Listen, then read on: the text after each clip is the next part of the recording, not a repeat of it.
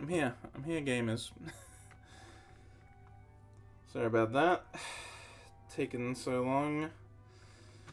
Longer than usual. I just had... The stuff I had prepared for going live before I went live was less than usual. So there was more I had to do during the stream starting soon part. I always have some things I gotta do in the stream starting soon part, but usually it's just a couple things. This time it was like almost everything. Not really, but... Oh yeah. Yippee!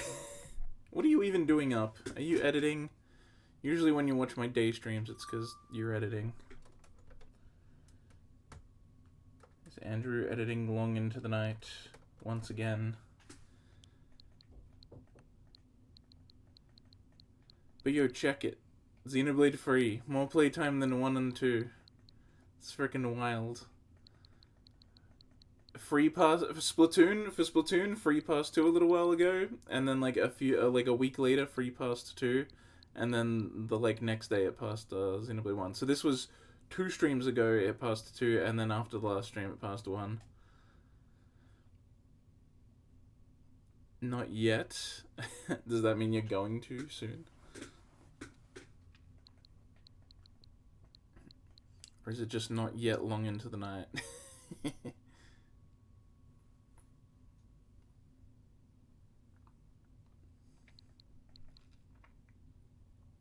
But yeah, this is cool, and it makes sense.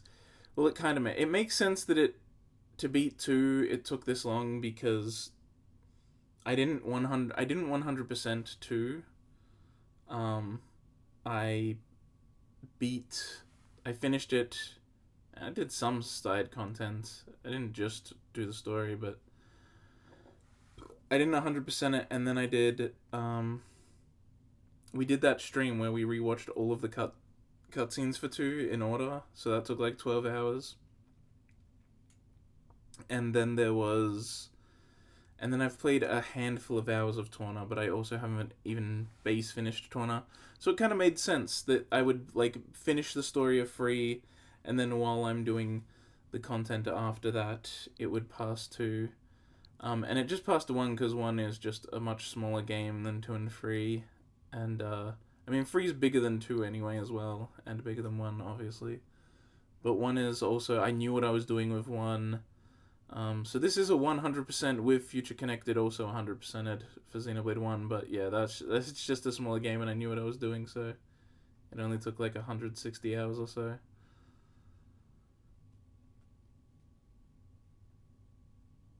Ooh, Hokkaido Gals. That good shit. I haven't even started watching it, because I've decided this year I'm not going to watch any shows as they air. I might break if there's a sequel to something and I am excited enough about it that I break, but so far I haven't started any of the shows that started airing this year. I'm watching shows from last year, catching up on stuff I missed, and then when this season's done, I'll spend next season watching this season. And so that way, if I like a show, I can just get it done in a couple days. And if I finish 1 episode and I'm like, maybe, I don't know if I want to watch the rest of this, I can just go and watch episode 2 right away. I don't have to wait a week. Where's Torna? What do you mean, where is it? It's in 2.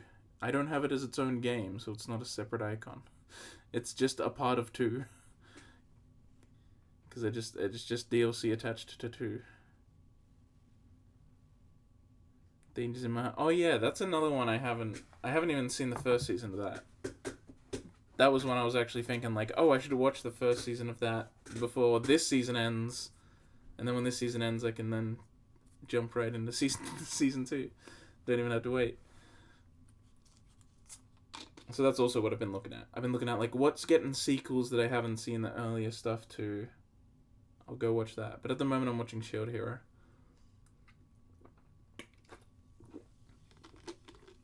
Shield Hero Season 3. And it's actually good. It's actually good. They fixed it. All the problems that 2 had, 3 doesn't have. It's just like Season 1 again. It looks good. Production's clean. Visuals are great. The OP is fucking full of amazing shots. There's a really cute shot of Philo smiling at the camera. It's beautiful. Until okay, well, I haven't seen. Is there a jank finale? I've seen 7 episodes. Is it the dragon? Because the dragon show got big at the end of episode 7 and looks like a PS2 motherfucker. So, so I'm not surprised if the CGI on that dragon continues to be not great. That's like the only real problem on it so far. Oh, it's a story Aspel thing? Alright. I look forward to it then. Yo, but the Shamiko, Shield Hero finally has a Shamiko. And it's better for it. She's great. Atla or Alta, whatever the white fox girl name is. Little white tiger girl. She's adorable. She's the best. I love her. And she's Shamiko, so.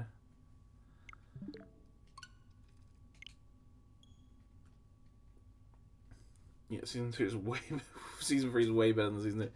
Season 2 was just the fucked in a lot of different ways.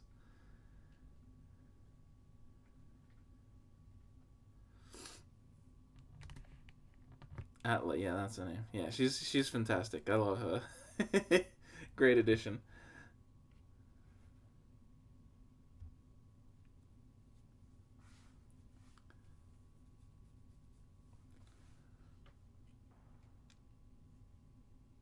You also go to the Shield Hero pages on Mao. She's like the 6th most favorited character from the entire show, even though she just showed up, at least anime wise.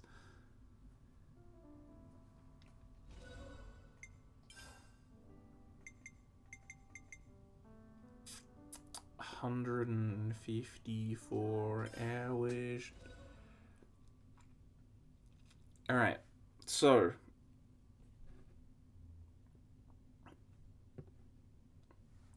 Today, we are gamer.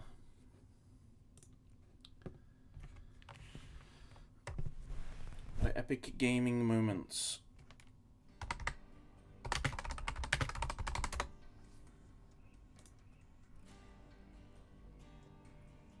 I went through all the side quests that are left and all the heroic quests, and I organized them in a list based on which ones are of the same kind of quest line, or at least are somewhat related, and then also which ones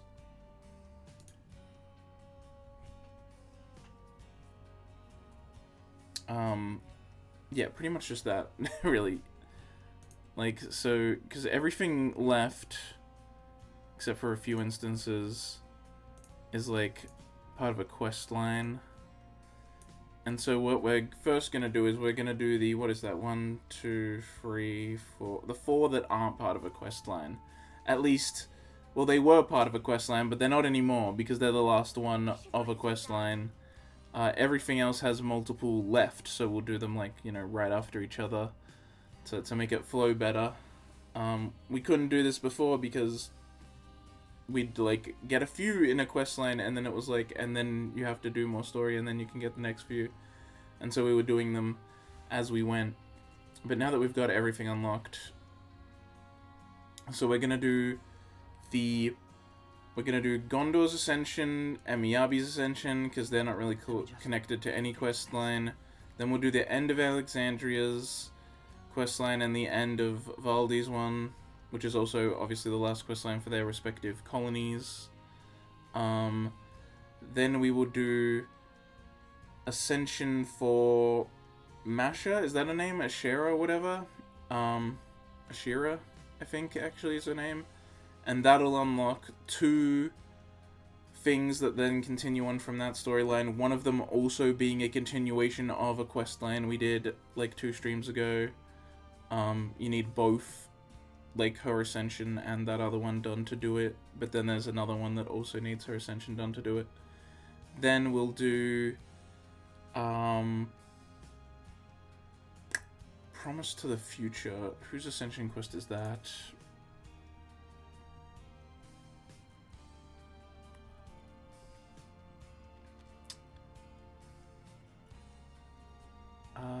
Promise... What?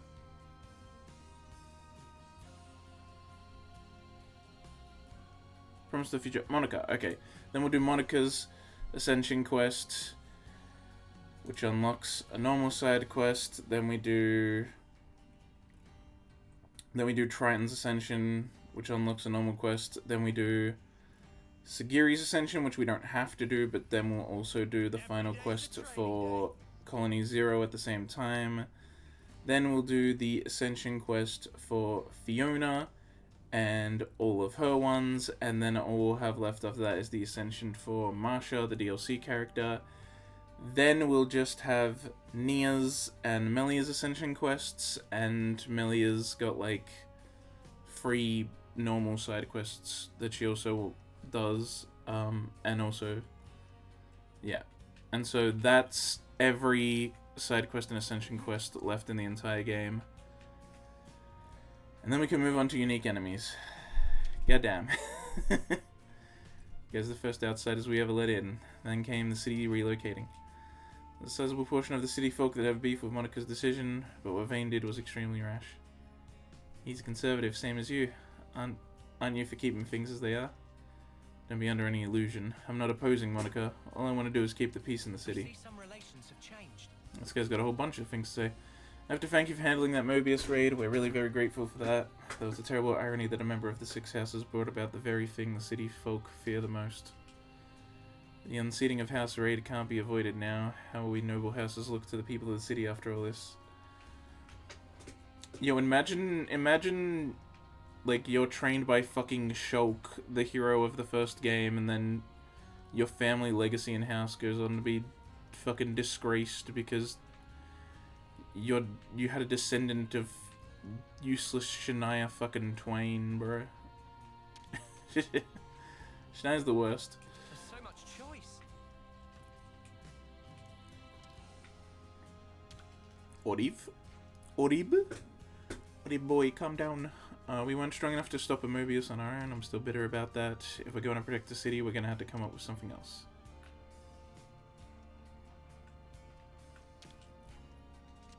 No, not you!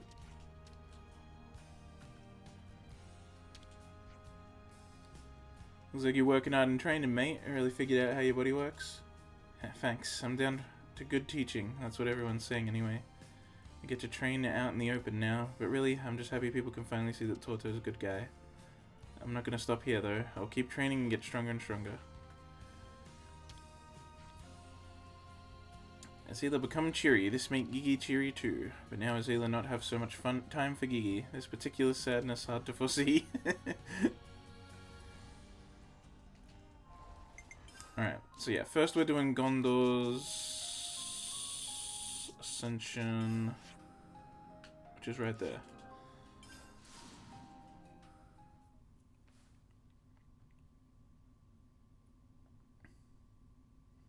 So this is like, yeah, wrapping up stuff that, like, because, yeah, her one doesn't really unlock anything new, Miyabi's doesn't unlock anything new, and isn't part of a quest line. So we'll do those two as well as Bearing Fruit and the Final Cog, which are the ends for Alexandria and Valdez Colony's quest lines that we've been doing the whole game. So we'll wrap up everything that can be wrapped up, basically. And then start doing things that require 2 or more quests to still be done. Gondor. Just who I wanted to see.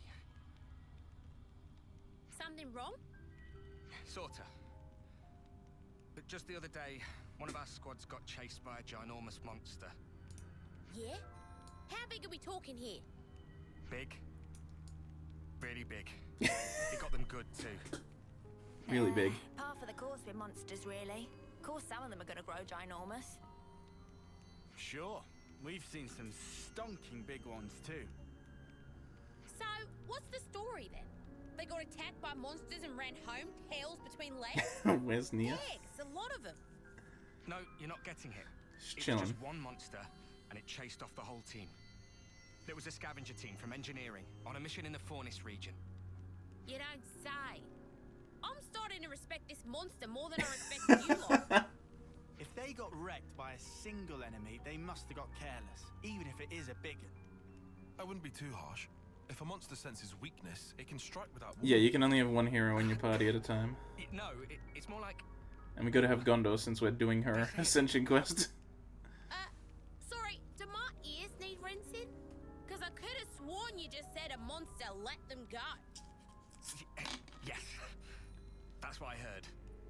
They say it didn't keep up the attack, that it just wandered off at some point. Well, it's a fun story and all, but it sounds like a massive crock to me. Yeah, I'm not 100% convinced either, but knowing these guys, they wouldn't just make it up for a lark. I don't think we should doubt that they really did come under attack. The part about being allowed to escape, however, is mystifying. I wasn't aware of any monsters with that behavior pattern. Yeah, but anyway, I thought you might want to know about it, boss. Stroke of luck that I managed to catch you. You did good, soldier. I'll take a look. After all, where would we all be if I didn't step in to clean up all your messes, eh? Oh, shit. Fucking owned. Hope I'm not too rusty. We can go a few rounds if you want. What do you got to say? We're gonna need intel if we're gonna work with the lost numbers in Kevis. Yes, I'm of precisely the same mind. Intel is vital, assuming a supreme position in battle. I can see you all know about that stuff, huh? I need to get back to intel. Let's see if we can get our hands on some fresher news. You can already guess what Grover's gonna say, mind you.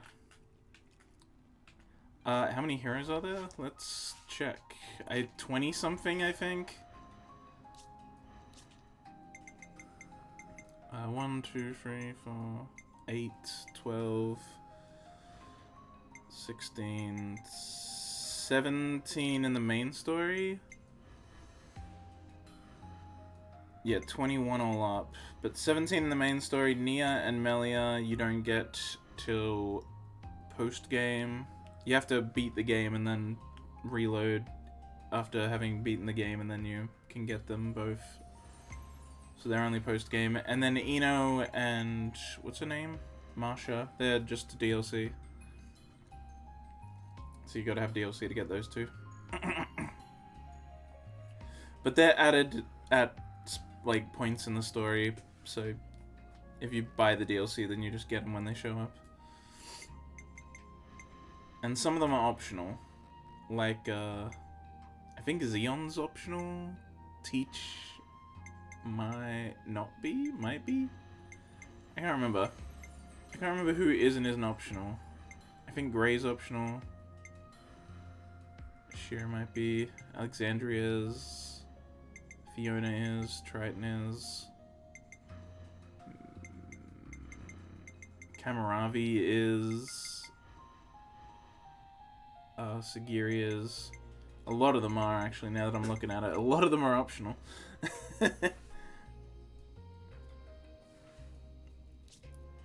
But yeah, and then each one is a class as well that you can change to, so... That's how they keep in the customization, since there's not blades anymore, but you can still customize how everyone fights and what weapons they use and stuff just by using these.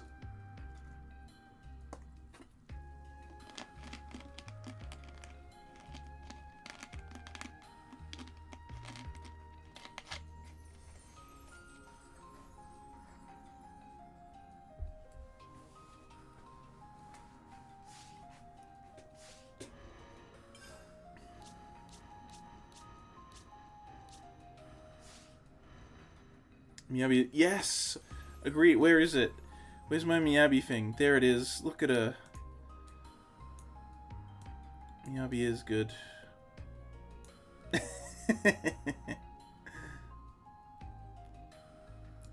just got that at the ready. Because Miyabi's best to go. We're gonna do her Ascension quest later today as well, so... So don't touch that remote! Anyway. Where are we going? Where's this big monster? Faunus region.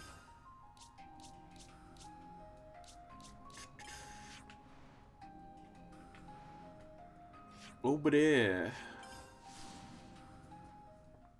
This is like a really low level area though. Is it really just chilling here now? If so, I guess it spawned in once the quest started and hasn't actually always existed, right? Isn't this a low level area? Am I like crazy?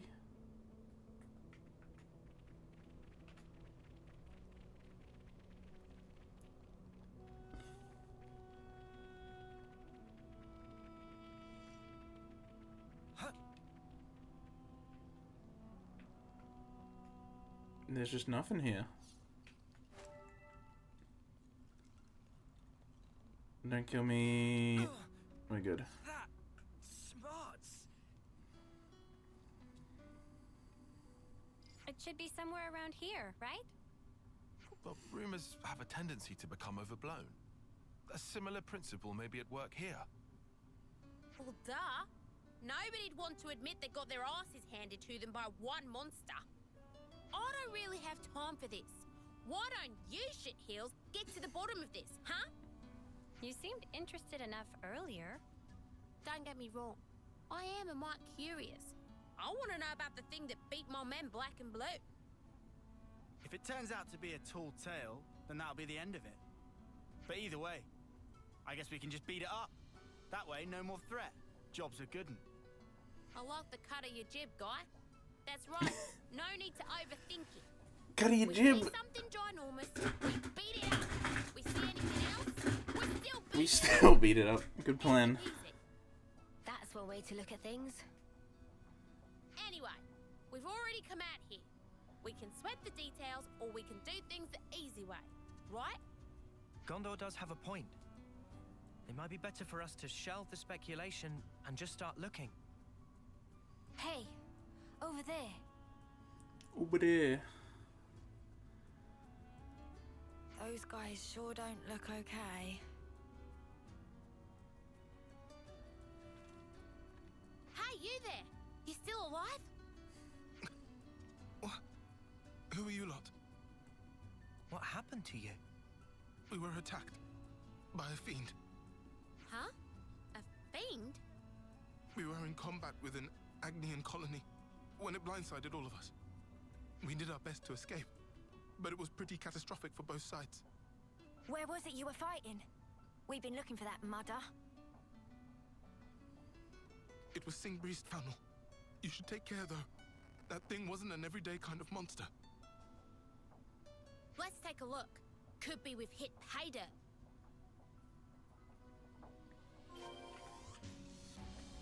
I wonder what kind of level this monster's gonna be. If it's too close to my level, it might fuck us up, because the current team comp is not a good one. It's one I just slapped together based on what classes I need to get to level 10. Hello.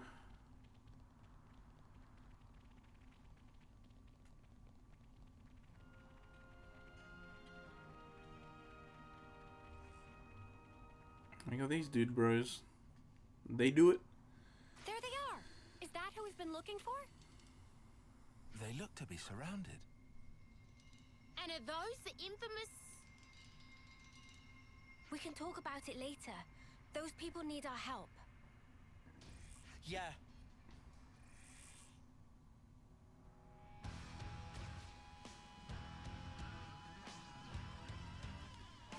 Giant Google. Level 62, but there's also 3 of them. That's a little yikes. This'll keep me going. This'll keep me going. Water lily. I know just where it hurts the most. Come here! I got something for you! You're the gem. Snap! Enemy's broken away from me! Oh! Come here! You are feeling it. Everyone healed up. Nobody drinks. Enemy's broken away from me! Come here! I got something for you! You're a lifesaver! Enemy's broken Oh! away from me! Okay, no, we're fine. Everyone healed up. No drinks. God, they have so much like knockback.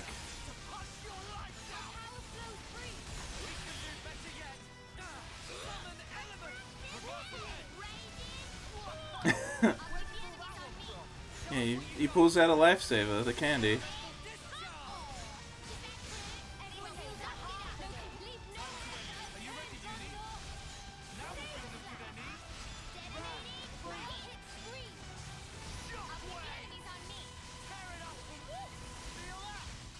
Ooh, feel that. Whoosh. Okay, no, we need to interlink as well. Everyone's doing it.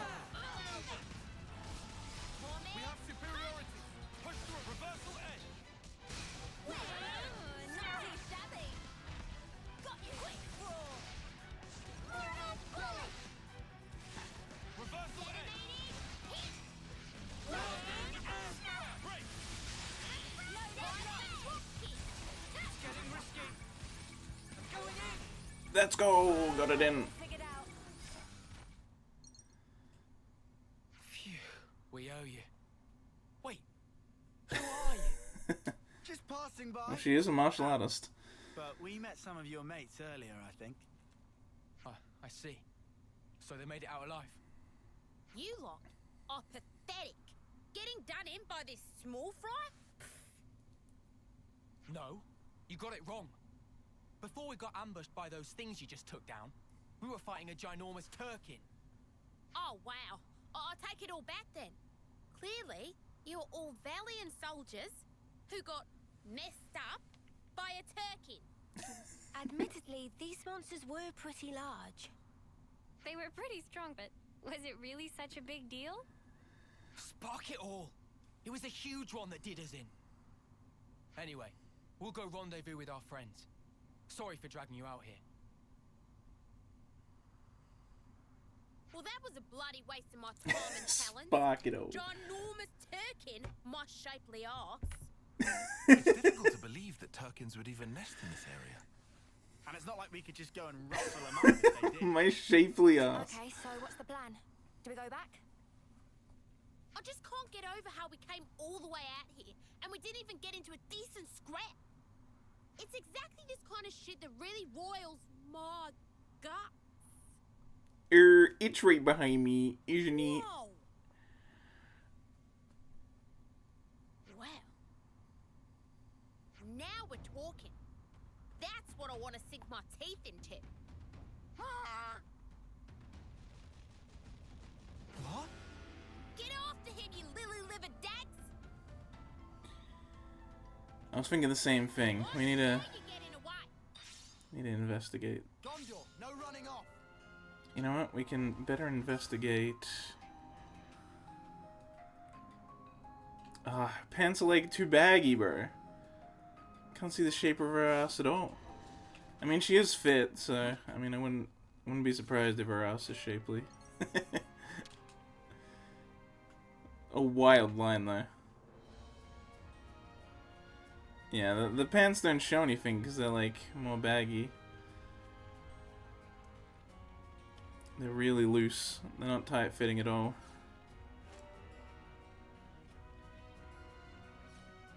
And sadly, I don't think we can't change the heroes' outfits. We can change all the party members' outfits, but because you just change the class and then they just wear that class's outfit. So I'm very used to Senna wearing that same outfit. It fits her really well because her top is also like a, it's just like a short top that shows off her midriff as well. So she just has the pants and the arm wraps on.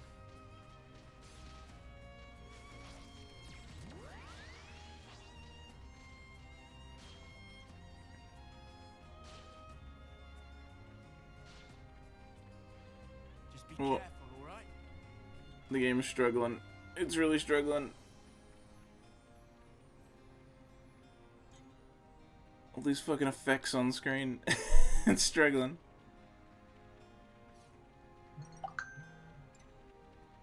Oh.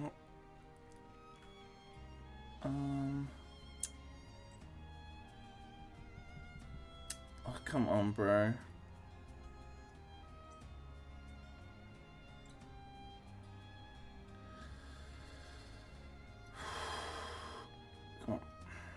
go. I should write this all down. Oh, there we go. Okay. It didn't disconnect. We're all good. We're all good. I don't like touching my phone because it's the thing that I'm using the internet for to stream. So if I touch my phone and the cable plugged into it gets like jostled and comes undone, then the stream will disconnect, which it has happened before. That's why I'm like worried about it. It's happened like twice before. So I don't touch my phone at all, but I needed to just then because I forgot to put it on silent. Because you were chasing. Ah, anybody run away when scary. This guy's You're fucking a voice. ginormous turkin. When she puts it like that. It's definitely more ginormous than a normal turkin. What is big idea, huh? Barging into roost with muddy foots. It shows poor breeding. Don't act innocent, beak freak. You're the one who messed up my guys. Huh? And what's the problem with that? You want to know the problem? How about I explain it to you with my fists, you shit-crusted featherbrain? I not know where humans came from, but they attacked me, so I chased them away. That's the end of story. A lot of ruckus in neighbour Brood recent. Turkin just want peace and quiet. Fire! You guys just trying to move out to the suburbs. We did hear it let the soldiers get away. You humans think we special. Keep coming to capture and attack us. When Turkins get attacked, we return claw for claw. But we never attack humans if humans not attack us. What? So you weigh up whether or not you want to pick a fight? Humans not any different. Ah. Violence only breed more violence. Therefore, when hit Turkins, Therefore? expect it back. Did you just threaten me? Wow, you got guts, blockhead. I think I'll grill him for supper. Hold on, let's not get heated, Gondor. It does make a lot of sense what he's saying. So tell us, why are you here? They're no big mystery. Had argue over territory, so now Turkins just look for easy living place. Somewhere comfy? Something, yes. Turkins is not island, just like human. Not an island? What, you gonna build some kind of bird confederacy and then attack us? No confederates. I'm not attacking flock like you. When fighting, I alone. So, what do you mean, you're not an island? It's a literary reference, Mio. Don't you get it? Has A man is not an island? kids? These are my Turklets. I search for easy living place for them. Huh? Dude does just want to move to the suburbs. Oh. That why, when strangers attack, I has to fight back. Humans only flock with birds of same feather. I try talk sometime, but they only run away. Can't really speak for you personally, Bud, but it sounds like you've had it rough. Very rough. Like trouble with neighbours wasn't bad enough. They're also little food to eat. Me think soon time for move again. New place with no humans. Bit of grazing. What? You don't get enough grub here? Damn right. I Turkin gourmet. I don't think you get to be picky in your case, mate. Was little Turkin joke. Plan to move, it for provide better food opportunity for Turklets. Just before I go out to forage for Turklet dinner. Oh no. So when you bumped into us earlier, That right. Then I chased again. Is some kind of instinct for humans chasing Turkins. They complete ruin. Complete so with if you K. had that food, you could move. If we had enough food for migrate, we could leave within an hour. But this neighbour Brood, so many humans and monsters, Migration have to wait a long time. Herm. Oh, alright. We'll do your shopping. Let's see now. This neck of the woods, juicy broccoli and zap caps should do it. Gondor, are you sure? We'll be back with the food. So you and your brats get ready to leave, alright? Huh? Kind human really exist. Have to adjust expectations for future. Human can also bring 10 spring roots. Hey, don't push your luck. It still ain't too late for me to barbecue you. And anyway, you brought this on yourself. So we're really doing this? I'm guessing Gondor's got some kind of a thought here. Might as well tag along. Showing good judgment there, meathead. Maybe you're not hopeless after all. What's that? You hungry for a knuckle sandwich? Oh, sorry for bother, humans. This very big help. Good to add more names. Mini Turkin. Eyeball the numbers, eh? Turkins ain't good enough at And math. Micro Turkin. Those are the kids' What about names. that? Oh, and then Jumbo Turkin. Big boy. Changed.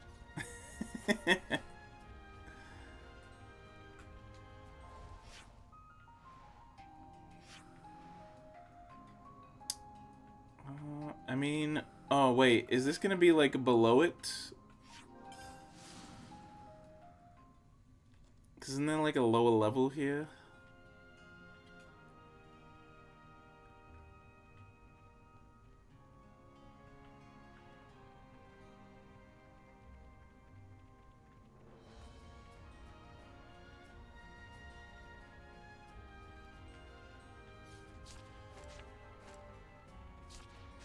Oh right, it's just, yeah, it's saying... It's do or die. Oh, no, don't want to do that right now, good sir. Yeah, that's why I didn't want to do that.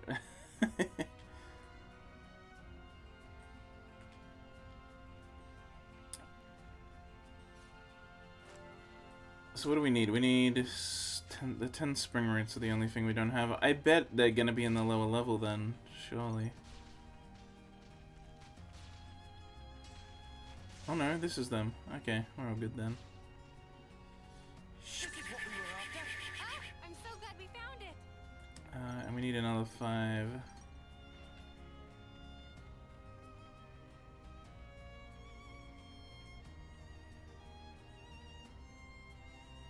Proceed with caution. Huh.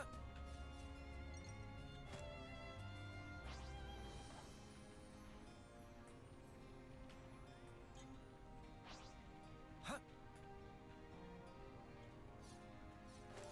Oh, over there. I see him. Yeah, we just gotta watch out for this guy.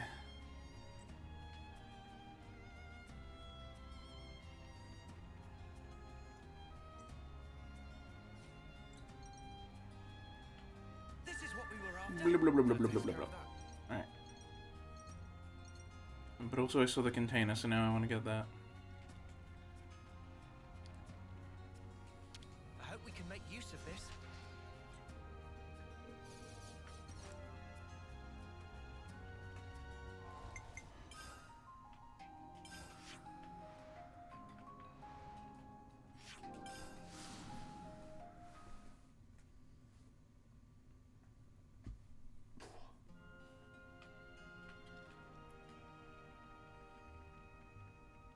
We don't know what lurks in here. Be careful.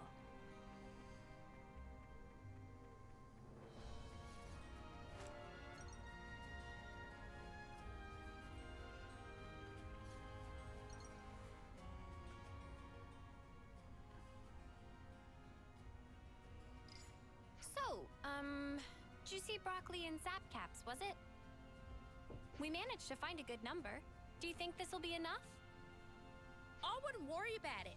It's not like they'll be able to tell the difference. Should be enough for the kids anyhow. The lurching monstrosity will make do. Wait, around, or you're actually worried about the little ones? Hardly. You do realize there's a chance that the larger one has been lying to us, right? If it turns out he has, we just punch his lights out. Simple. Well, be that as it may. If we get them to move away ASAP, it saves us a world of trouble. It's true. If they relocate somewhere further away from us, everyone's lives will be more peaceful. All right. Let's get this back to them then. And we can wrap this... What was that? Stupid twits. What now? Let's check it out. Oh, I bet it's gonna be the guys we saved who fucking came back to attack it, yeah. Oh, yeah. No, they are. And now this, damn it. We idiots. Trying to do the pacifist solution here. What's wrong with you humans? This my mess. Shut up! If we don't take you out, we'll never be able to look our commander in the face. You the ones that attack us. Don't let the monster confuse you. You dipshits. What are you playing at?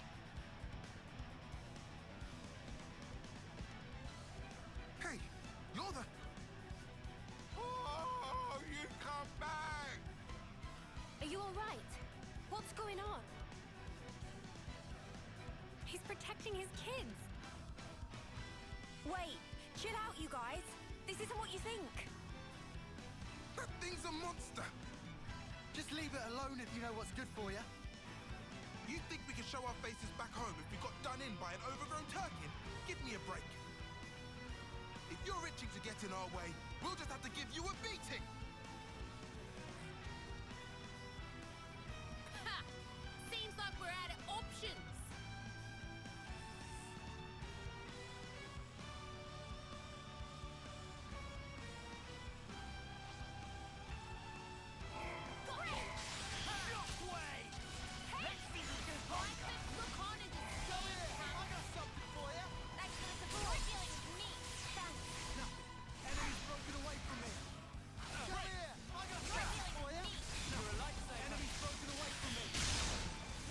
Yeah, was that? Oh, the Turk! Look at him, Jumbo Turkin's helping out. Jumbo Turkin himself here to save the day.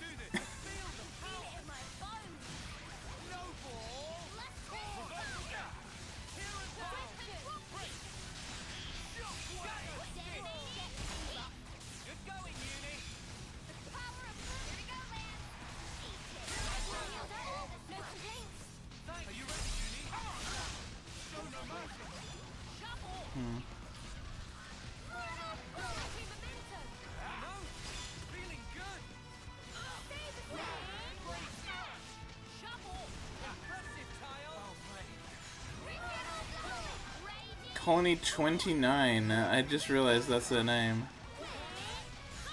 It's always funny. The colonies that we'd never see.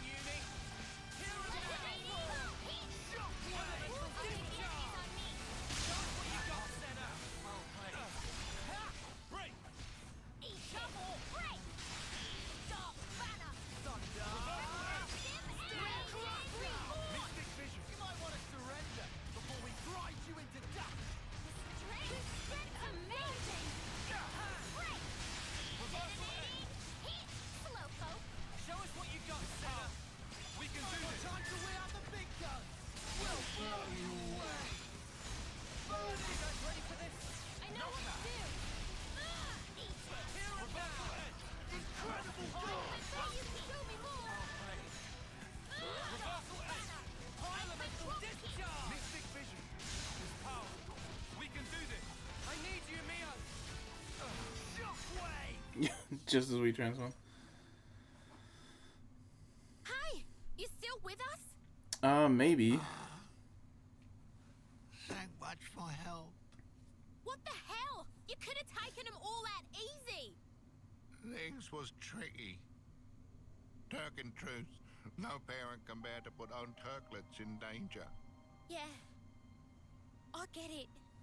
Are all the Turkins all right? turklets are safe, but I'm not so. Please, no. Don't tell No, me. is Jumbo Turkin gonna die? My guess No, Jumbo! We hardly knew ye. Pull yourself together. I'm not letting you leave your bloody kids alone. Yeah, what about Minnie and Micro? that is correct. I also not think it come to this. Tragic day indeed. Raising little turklets. We talked can for be 3 such minutes, you can't die. really hard work. But this, what happened here, this is own fault. Exactly like you say. Brought this all on top of self. Every time get attacked, I was such big flock fool to keep fight back. Never should fight human in first place. Quiet better. Should have run away to safer roost. Think about your children, damn you! If you die now.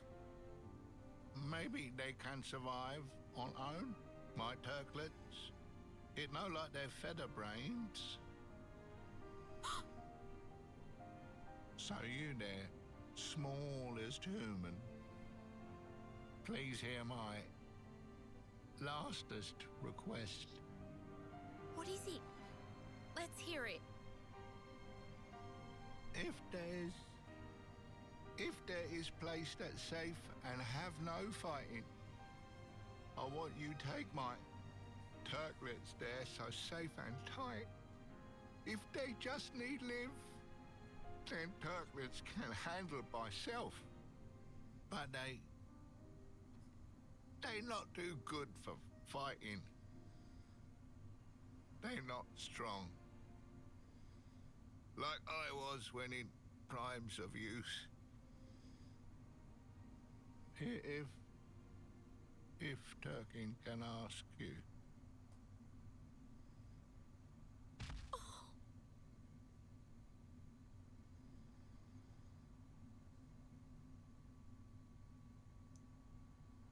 He's gone. Yeah. I don't care if it's Turkin. Seeing someone die before your eyes and not being able to do anything about it, it's shit. But I think we did all we could. Yeah, I guess. Hey, you lot. Got a job for you. A job? You heard the bird. We gotta take him with. I, did kinda bring this on us all. I don't really think it's your responsibility. Did I ask you? What's it gonna be? My shapely ass gonna put you to work. Or would you rather stay here with Daddy?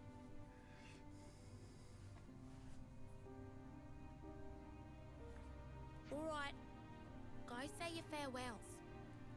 But it's not safe here anymore. So don't take any longer than you have to.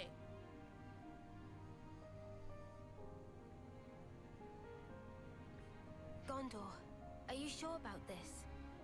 Life put them in front of me. So I wanted to do what I could to make their lot bearable. And there's just the little ones left. If they say they want to live, I can at least give them that much. You're right. I think that's the best way. Yeah, life can be a bitch sometimes. But what's the alternative? None of us planned it. But we're family now. And family has to stick together, right? Makes sense. I'll tell you right now, the work will be hard. You'll have to scratch for your own grain. You sure you still want it? Your dad was a tough customer. Don't you ever forget that.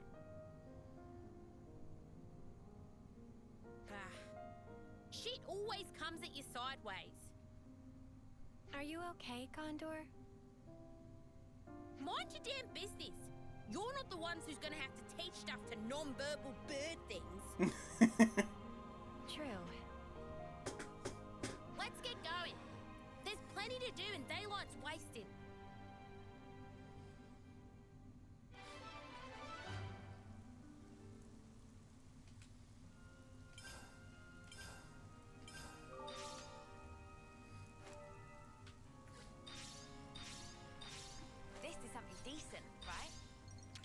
never go wrong with some ether.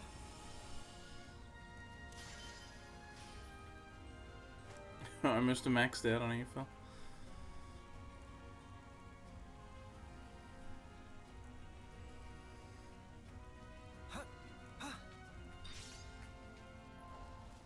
Wait. Oh no. That was just a thing. Yo, so wait, what happened to them? Is there... Ah, god damn it, I have to select the location first. I can't just...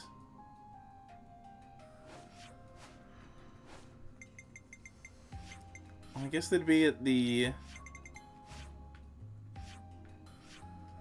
Are they just like at the castle? They are! They're at the castle!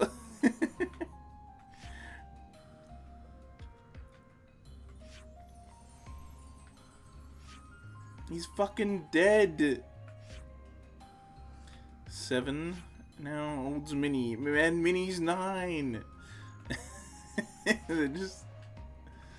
hilarious.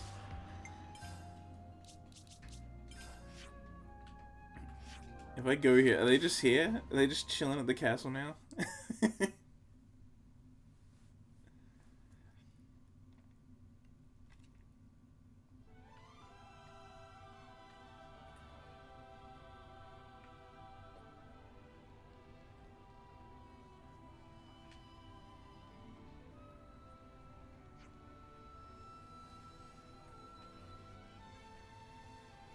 They are, look at him! He's walking pattern is stuck. He's stuck on the fucking thing. Hilarious. Clearly a worthy ally to have. Idiot's fucking stuck. God damn it. God damn it, Minnie.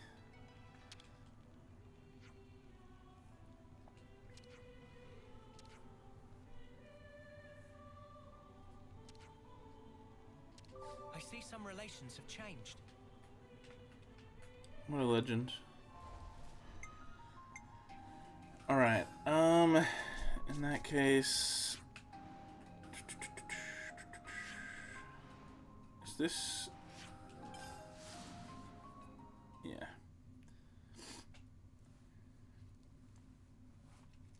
So now we want to do... bearing fruit.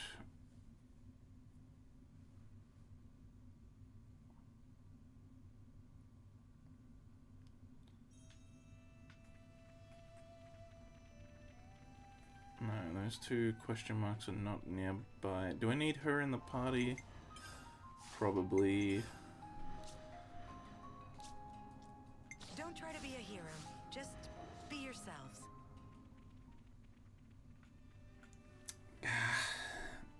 Never simple. Never simple.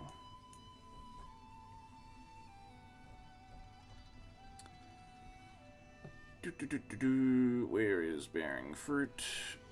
Gotta keep nice and limber.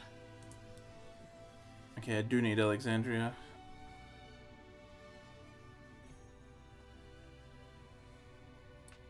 Yeah, and her birthday one and the bug one, which is the one where the Collectopedia glitches out, you need both of those completed. But now we need info to discuss Collectopedia 2.0. God damn it.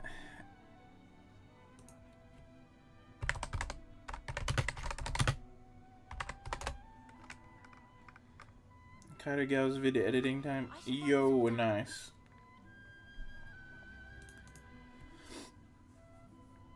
Well.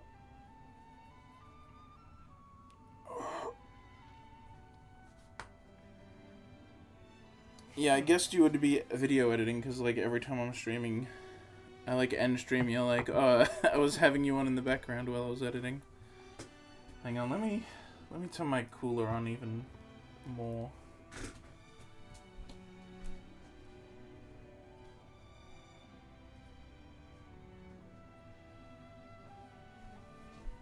It's not the fan, it's ducted cooling, but it's like getting warm.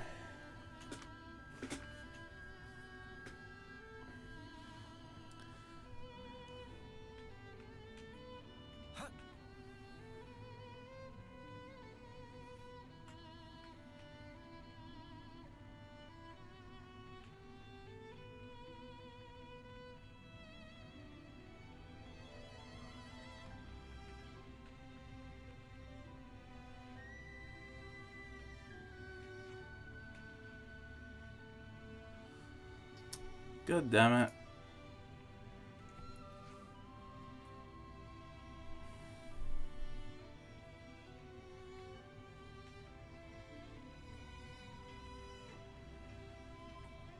One of them's... Don't you think it's about time for a meal? One of them's meant to be right here.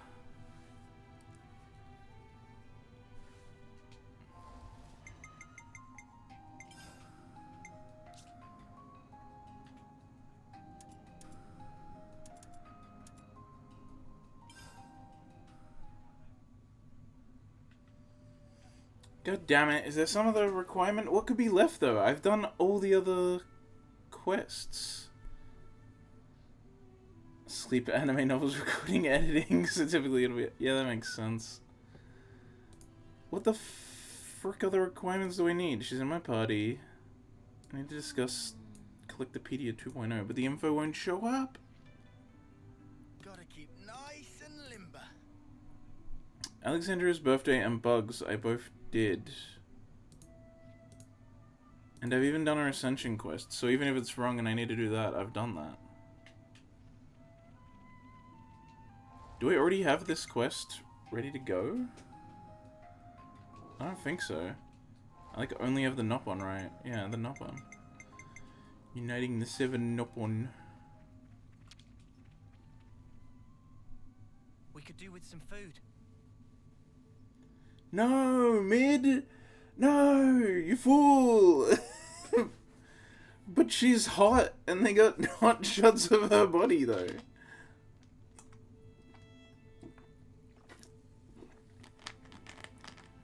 That makes it at least a 7 out of 10.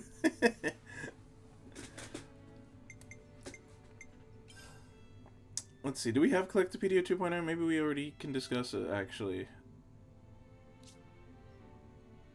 Okay, yeah, no, that was a distant memory.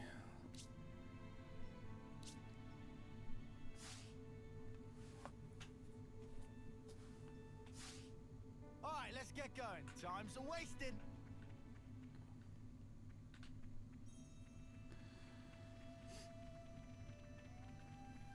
Why can I not get the info then?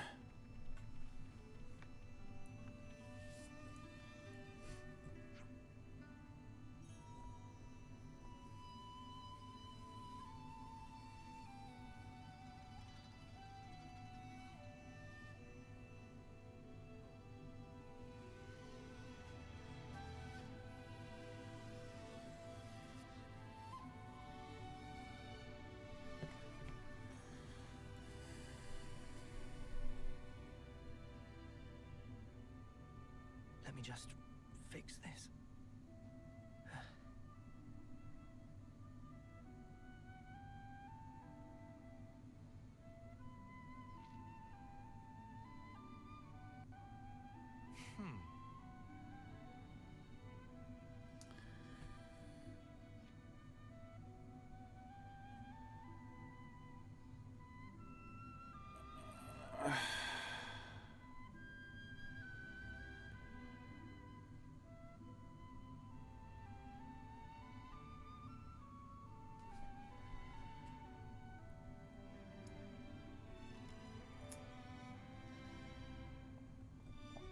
God damn it, I found someone else that couldn't find it, but they said that they just completed bugs and then it showed up. I've done the bug one, right?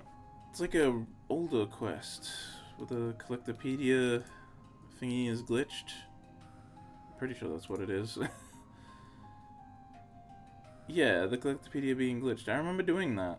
It's level 46. Then I've surely fucking done it.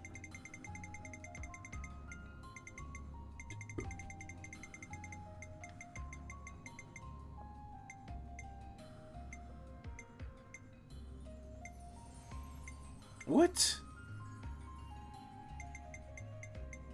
No, there it is. Bugs. Okay, I was about to freak the fuck out.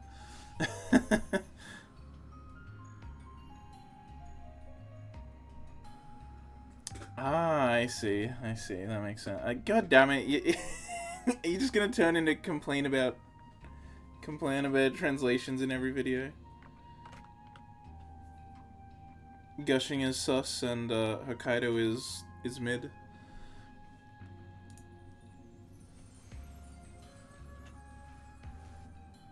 I don't know. I'm fine with a show using mid. It's freaking Yaru. Same thing with like the chicken freaking in gushing. It's like if they're using a weird off-kilter Tolkien thing and using Japanese slang, I don't see the big deal with using English slang when translating it.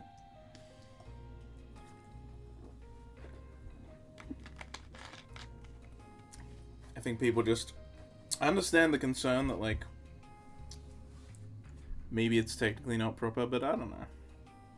Probably captures the intended vibe better than just a straight up translation.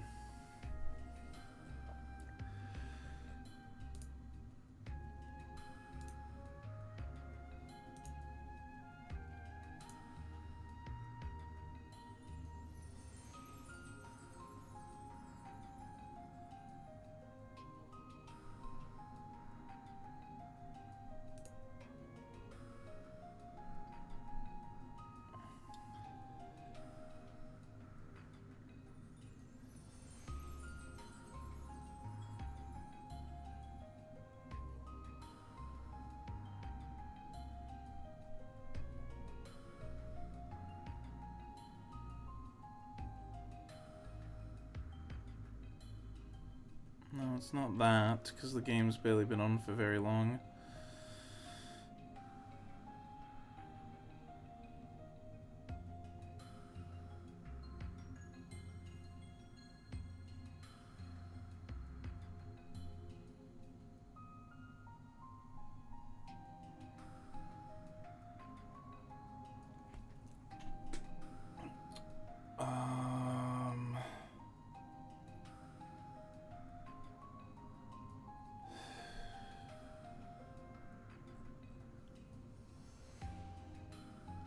Man, there's a bunch of conversations of people not being able to find the starter quests. Because shit like this happens. Like, you need to find the info, but sometimes, like, the people aren't popping up. God damn it. This is so annoying. Here we go. Here's a game facts forum about it.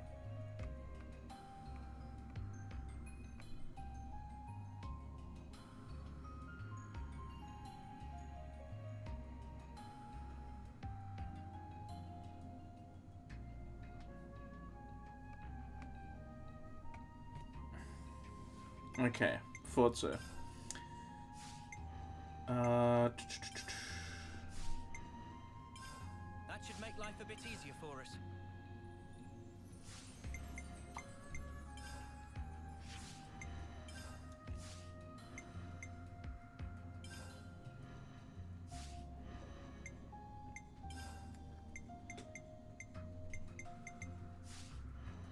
How do I access Collectopedia cards again?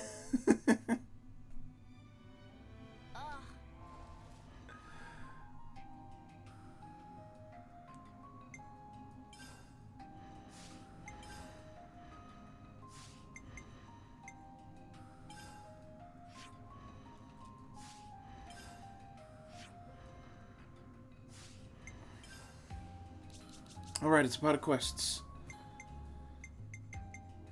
Okay, so apparently...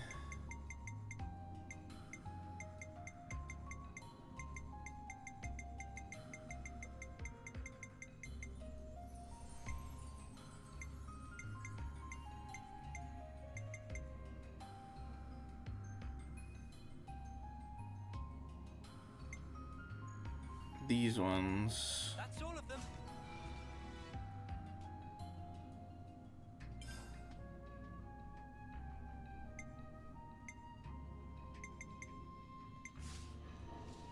Looks like colony relations have changed. that's not all of them.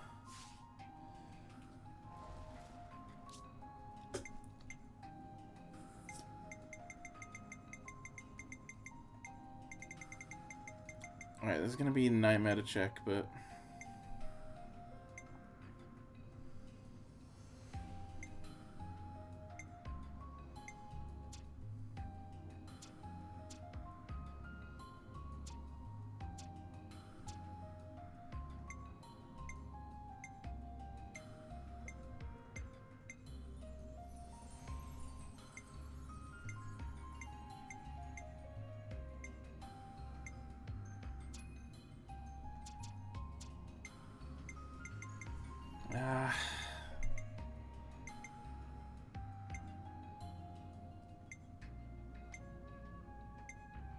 That's anyway. Here we go. That's all of them. It's basically I have to do everyone who's asking for Colony Iota goods. Because that's the reward for the other quest I did in the past, and so I need to then actually use it. It's looking complete.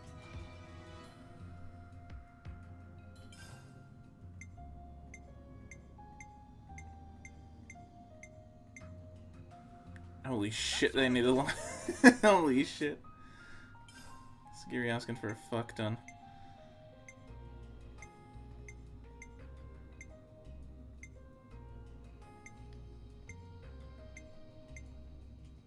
It's looking complete.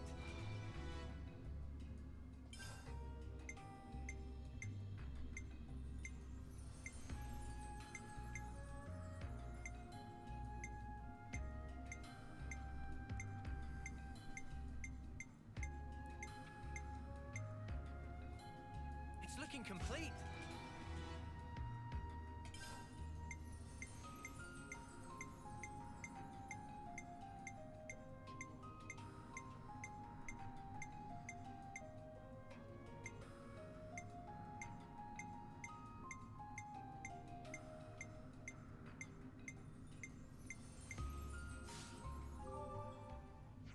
Yes, here they are, okay. Have you seen this Galactopedia card? Looks like Question. colony relations have changed. I have. Whoever thought to use it to send messages around is a genius. There we go. Once again, the wiki is incomplete.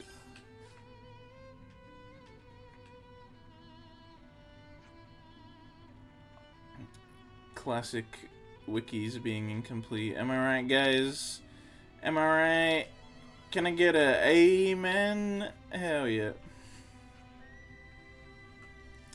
It's like I've been seeing different requests coming in from the same requester. Wait, are the messages all in a sequence? Whoa, so that's how you meant to read it. Is the end of her quest line gonna be that she invents social media in this world? Is that what's happening? Are we going to invent Twitter? We could do with some food.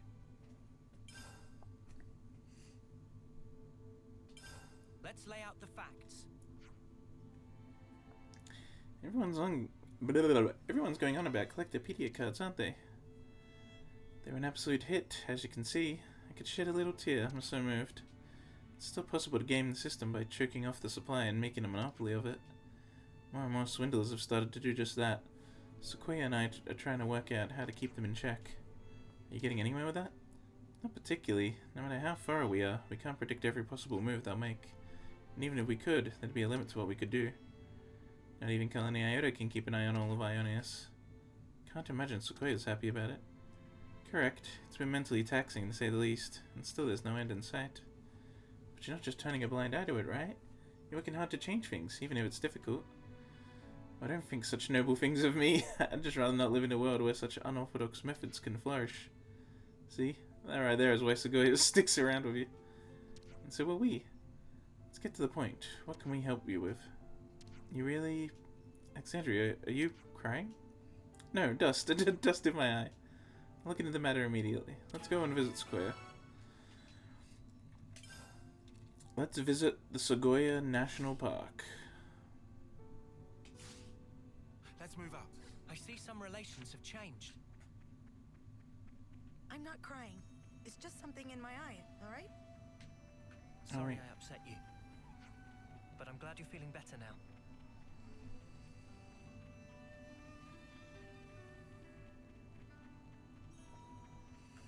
So,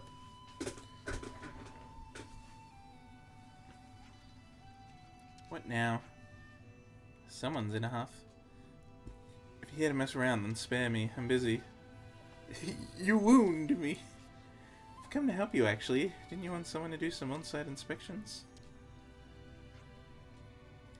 Next time, lead with that. We have one problem. Roland of Colony Tower.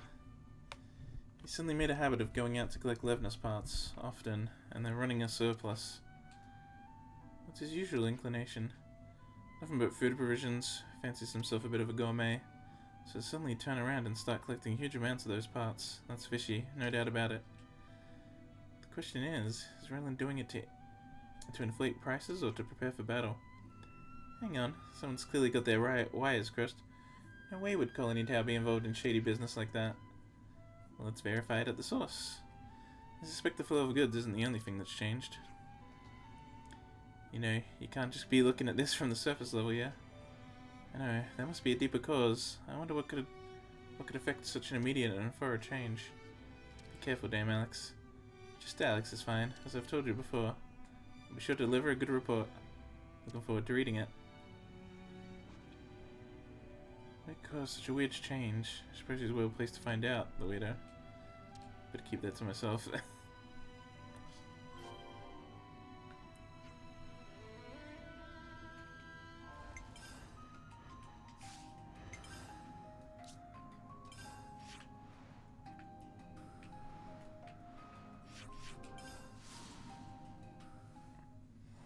Yeah, why would people from here of all places be?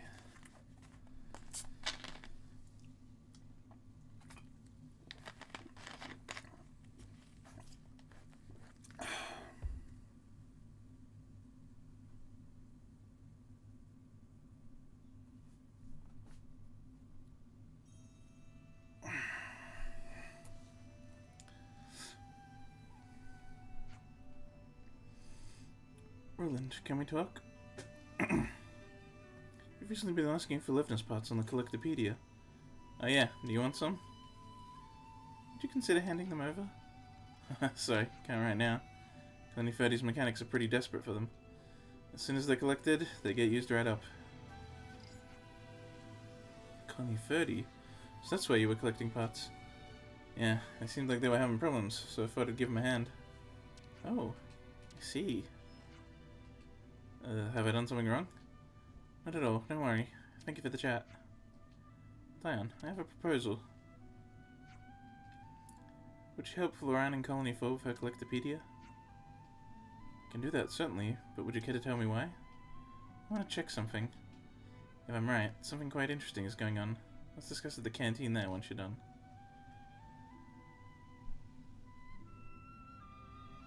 Alexandria, this is something interesting. What's this about exactly?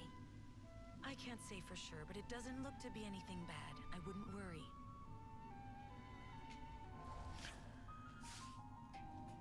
Ominous.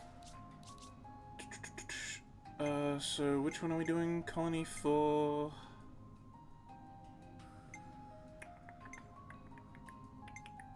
Wait, which one are we doing? Floran.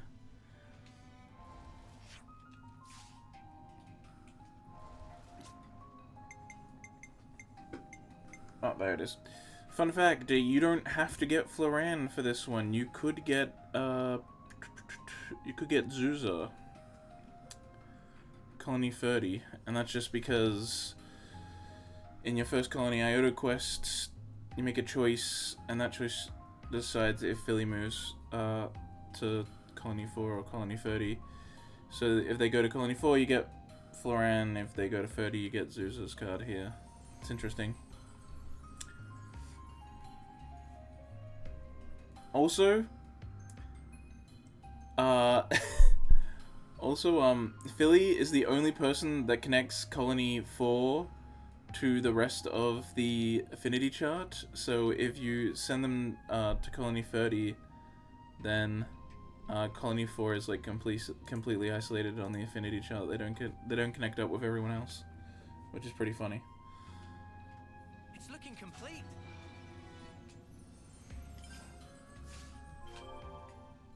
Don't you think it's about time for a meal?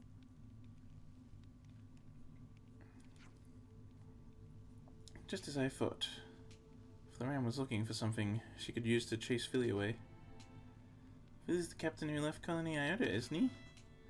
That's right. Floran's normally quite easygoing, but for some reason she just can't tolerate the men. She get incredibly awkward around him. We used to keep Sequoia in the room but on standby. Was it that bad? So you think Floran's trying to protect her friends from him? Huh. Seems the likeliest situation. You look chuffed with yourself. To be really honest, I only came up with the Collectopedia cards with my own benefit in mind. All I wanted was to keep an eye on enemy movements and resource flows to turn the tide of war in my favor. The cards were nothing but pure self-indulgence on my part. And now? Now, well, the results speak for themselves, don't you think? Look at all the people they benefit. They've blossomed into something far greater than their creator's design.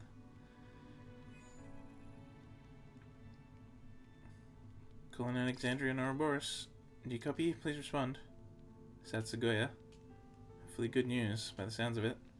Well, we've got a little event on our hands, is all I'll say. We're a little short-handed. Could you head to Colony Iota? Base entrance? Understood? Sounds like something's happened back at the colony. Better hurry.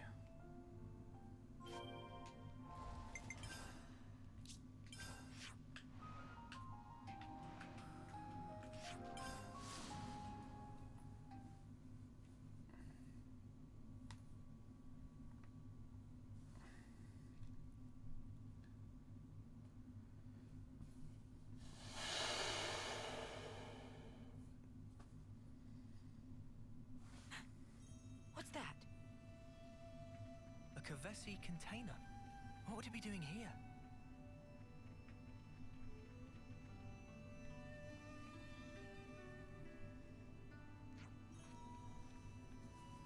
Well, this is quite the present. To whom do we owe our gratitude? No idea. It just dropped right from the sky. We're currently verifying the contents. All hands, intercept formation now. That won't be necessary. We'll handle this.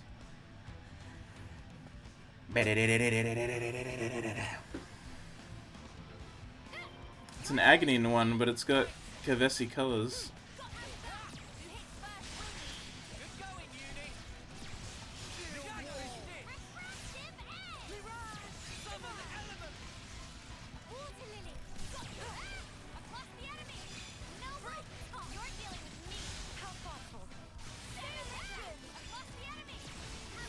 Oh! Oh my god.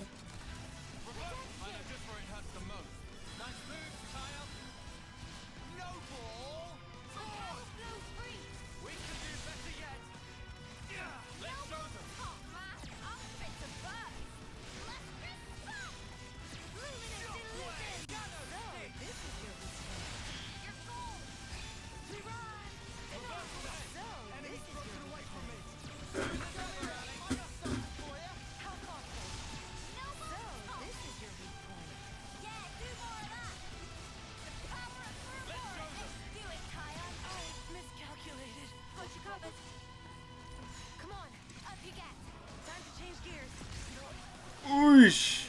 I'll get you ship-shape in no time. Everyone healed up? No complaints? Noah? I believe in you.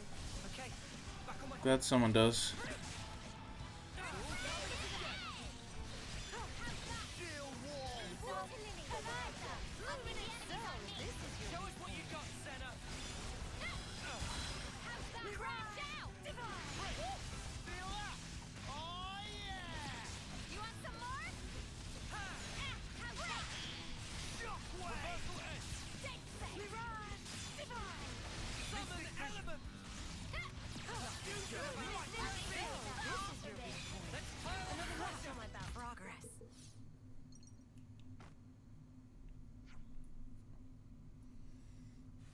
Wait.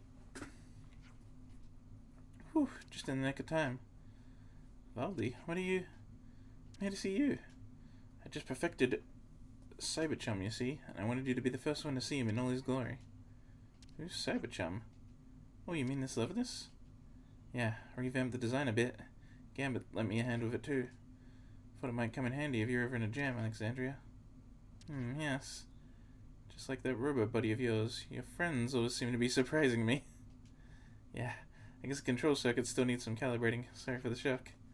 It's weird, because it ran like an absolute dream in the test run. Hold on. How did you even deploy it to? Colony 30 shouldn't have access to these kind of supplies. Oh, I built the launch equipment from scratch, after all that hassle Q caused. Poor Alex. And all the supplies Colony Oda's been sharing with us. I just wanted to give something back, you know? Did you by any chance get the parts from Colony Tau? Not just Tau. Colony 4 and Colony Lambda provided too. And that's not all. Colony Gamma gave us a hand as well. Colony 9 contributed also. Colony Moo helped out too. I see what's happening. Each one has to be its own text box because you could or could not have done certain steps of the process if you haven't unlocked certain colonies. That's hilarious. Basically everyone pitched in, and the work was finished in no time flat. You collaborated with other colonies? Yeah, the Collectopedia cards made it either. Frictionless trade. You came up with them, didn't you? That's such a genius idea. I'm in awe. Totally gobsmacked. Makes two of us, mate. You two lads? Hey, we should start a club. I'll pack that in.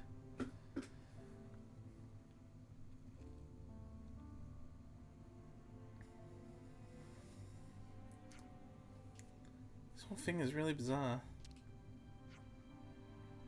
Dame Alex? Chickadee, I thought I was doing all this to see what life looks like from the outside. I'm bound by rules. But perhaps I only wanted to see how people change. Why did I say that so weirdly? We've all been indoctrinated to fight all our lives, yet still, there is a warmth in us that remains. Think then about how the world might change, were we to share that warmth. That's what I want to see. I want to like it all. I want to like people. I want to like the world. That's it right there. Your face right now. It's what I've always wanted to see. I'm so glad. Finally seeing things in the same light. Oh, this is only the beginning, I'm sure. But it's up to us to maintain and foster these relationships. I want to see more. More of these bright, auspicious scenes.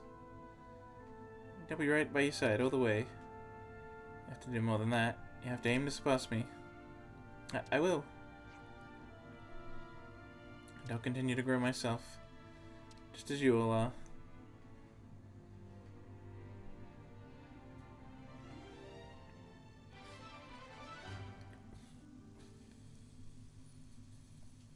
Looks like colony relations have changed.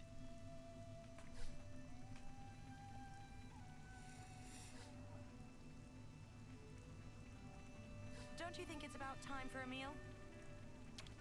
Looks like colony relations have changed. Hey, listen up. Dame Alex's real birthday was so closely guarded, not even the captain knew how old she was. And Captain Shell and Riser were just pretending not to know. Looks like they just wanted to see the fuss that Dame Alex got into when she found out they knew. That's just horrible, right? Horrible indeed, because I wanted to see it too. I'm really glad Dame Alex's circle of friends is expanding. They seem like a pretty quirky bunch, though. I mean, 11 is called Cyberchum? A Garaffa would make for a better conversation partner, if you ask me. Anyway, Salazar said she wanted to make it its acquaintance, so I've gone and stationed it next to the research lab. Maybe I should put it inside, because friends don't subject friends to the elements, right? Looks like colony relations have changed. I'm very surprised that I don't have 5 stars with Iota yet. Looks like colony relations have changed.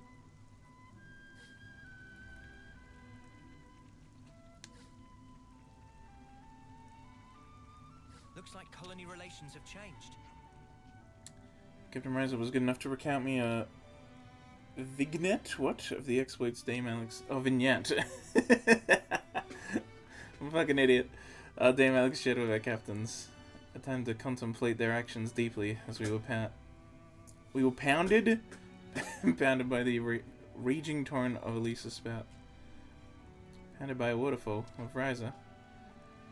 No common will could resolve to cut oneself to the quick. What? To the quick like that one, like that for one's friends. What the fuck? My admiration for them noticed no bounds. You really had a little tete what? Under the spout? Oh man, it's such an image, I can't even follow what you're saying. Looks like colony relations have changed. We get it, Noah. Colony relations have changed.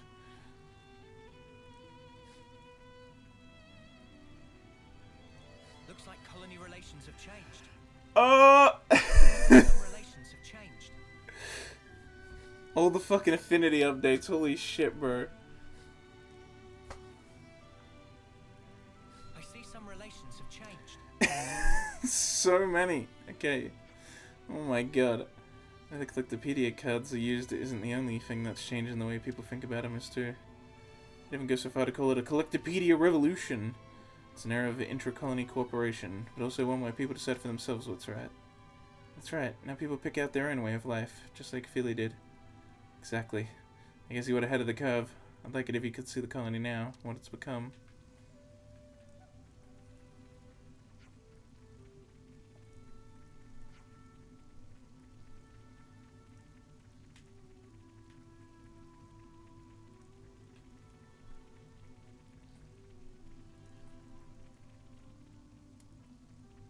Wasn't this the research lab? Where's Cyberchum?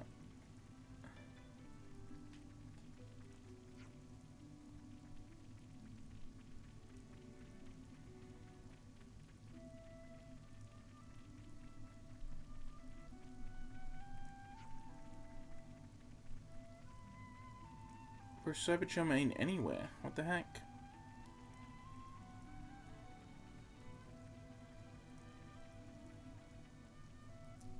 Vision Pros? What's a Vision Pro? I don't even know what that is.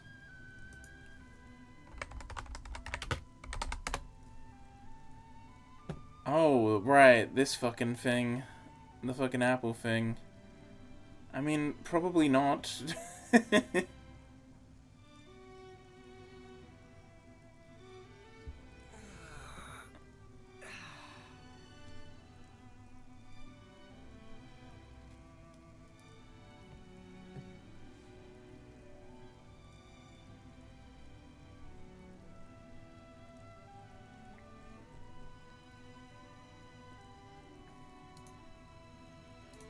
You know, yeah, I just saw it. Not interested at all.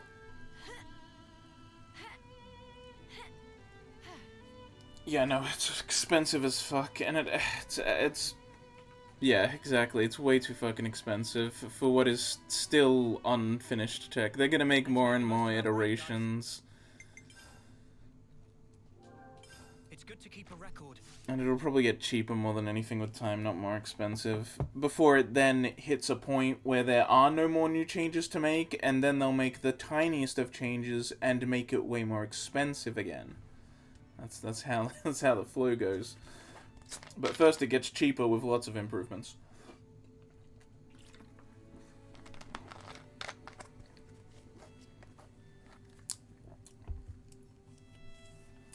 I mean, all the reviews I saw still said it's not really, like, it's not really quite there yet, and it's super fucking expensive.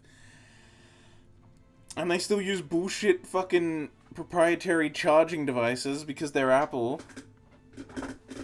Like, they only with the most recent iPhone finally used USB-C, and that's only because the UN fucking forced them to, basically.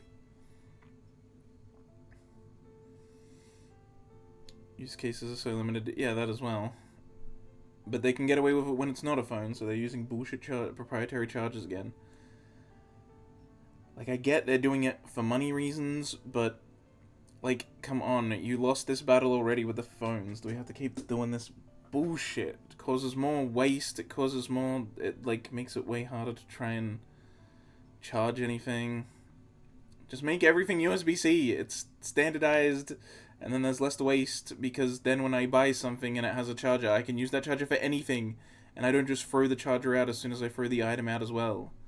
That's why, like, when the UN first made that ruling that phones can't have proprietary chargers anymore, everyone was like, why are they caring about this? They're meant to be making real laws. And I'm like, this is solving, like, the waste crisis that we have in the world. Like, there's less waste if you never need to throw out the charger, because when you get rid of the object, or the object stops working, you can use the charger for other things, or you don't need to buy a new charger. You can just use one of the many other USB-C chargers that you have lying around and use that. I have like 50 fucking, like, I have so many USB-C cables.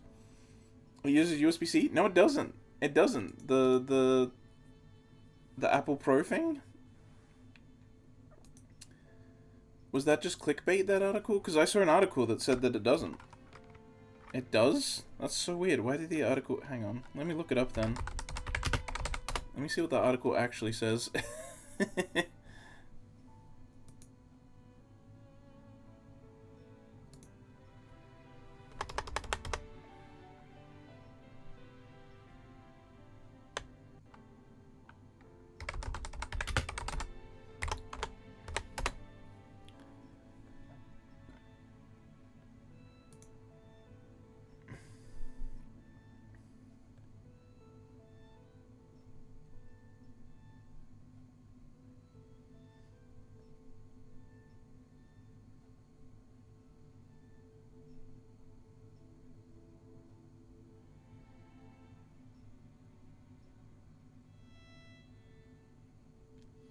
Oh, it's internally. Inside it uses a lightning cable to connect the battery to the rest of it.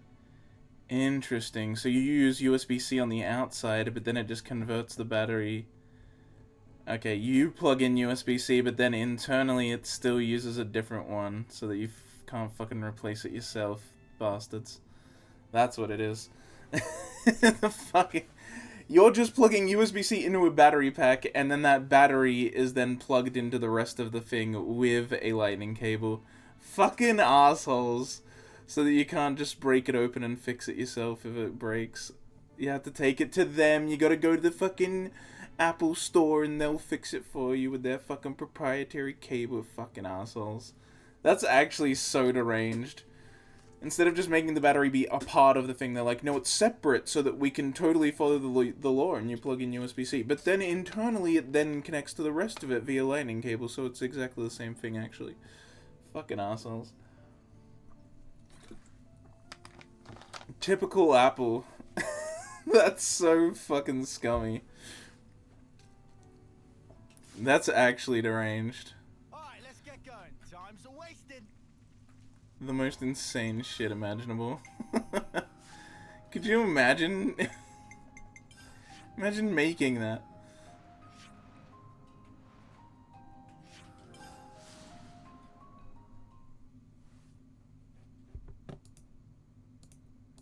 That's so funny.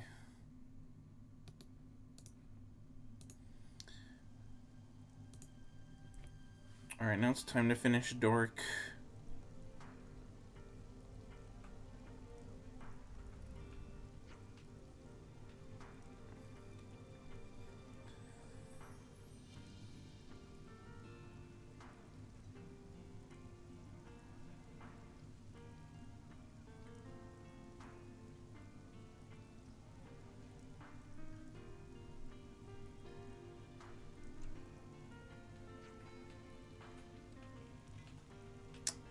Yeah, no, I get it, but I'm just saying that's still like, they just did that so that they could... It's just the same bullshit. Like, it's just like, yeah. Just have everything be USB-C, everything, everywhere, all the time.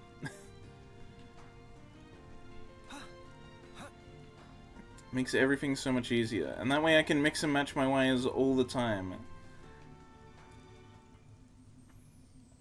Like my controller, my Pro controller that plugs into my Switch, that's using a USB-C cable, and I think it's using the one I got with my capture card, because I like switched them around at some point. My capture card's using one, into the PC is using one I bought at some point.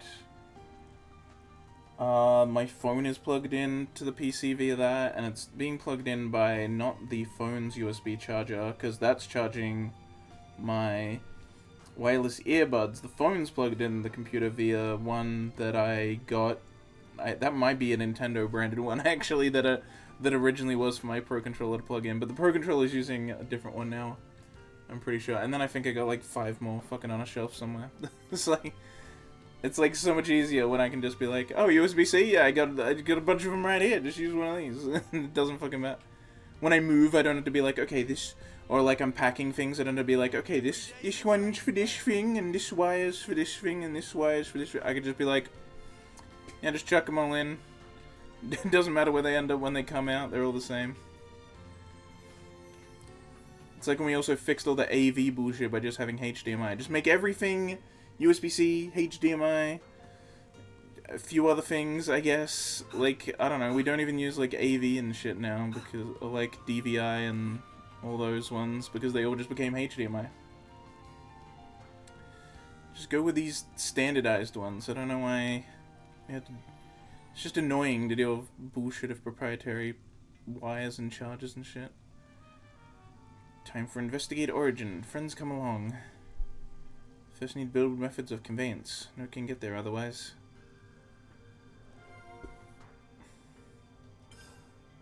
Interesting. Alright, well we're gonna need Voldy. I'm here too, and I'll do my part. We'll need a good colour for Dirk's chassis. I guess we did all we could to help. Now we get to kick back and enjoy the results. Yeah, that's fine though, because that's like evolution. It's still like the one thing, it's just like a better version. But like proprietary stuff is like annoying, which is like Apple's bread and butter. And kinda Sony. Sony likes to do proprietary stuff too as well. I don't know if they do it as much anymore. I think they've gotten better, but they were really bad with that for a while. Mainly with memory cards. It was like, oh, you want to have a memory card for your PS Vita? I hope you're willing to spend an insane amount of money on this proprietary memory card. I should write this all down. And that was really bad for the Vita, because that's when the 3DS came out, and then the 3DS was like, micro SD card. And then the Switch still does that. It's just like, yeah, just any micro SD card works, which are like insanely cheap, because there's a bajillion of them, and they're standardized, and it's not proprietary, so there's competition, and they have to actually be well priced. When there's no competition and you have a proprietary charger, you're the only one selling it, and you can charge out the ass for it because no one else is an option.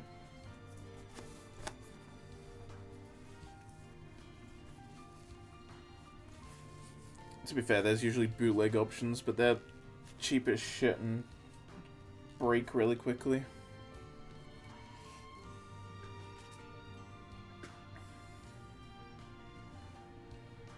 But yeah, true. It's never going to end unless the UN keeps making new laws to make it not allowed. Because while Apple could totally still use the Lightning charger for, like, places that aren't in Europe, it's like, well... It's like you could do that, but then your production isn't streamlined. You'd have to have the ones that are made and sent to non-EU countries, and then you'd have to sort out which ones are sent to you, and so it just makes sense for them to streamline the whole production and make all of it be USB-C, which is what they've done with their phones. Making these laws, like, even if it's just for that place, it ends up working for everywhere. Man, finished touches on Doric about to be applied. Oh ho. Congrats on Job 1. Looking forward to the grand reveal.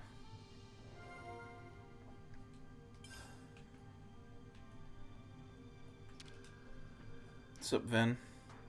So Widwidge was worried he was going to be replaced, huh? Naturally, the commander let those not on off the hook without a second thought. He's just too soft sometimes.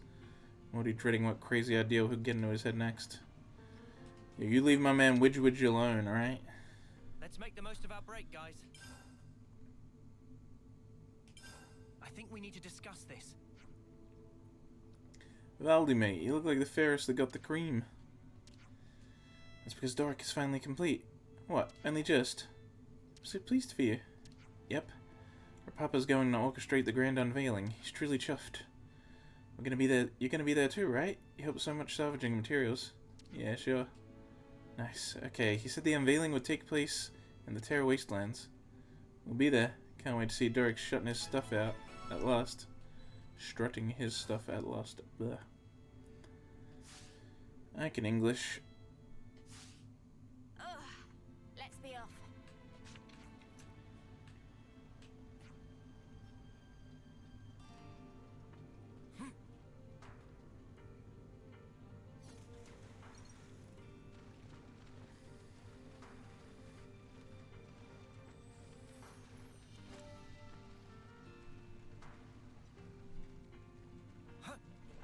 Watch your footing, guys.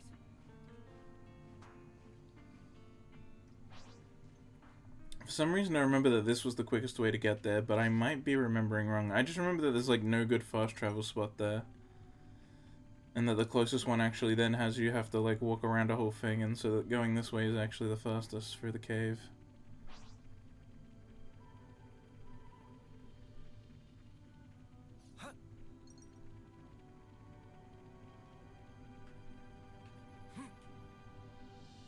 What'd you think?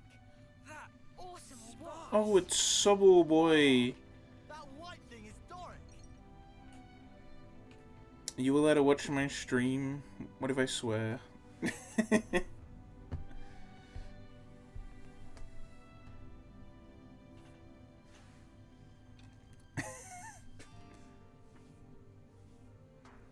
Look, I'm Australian, so I mean, I do swear quite a bit.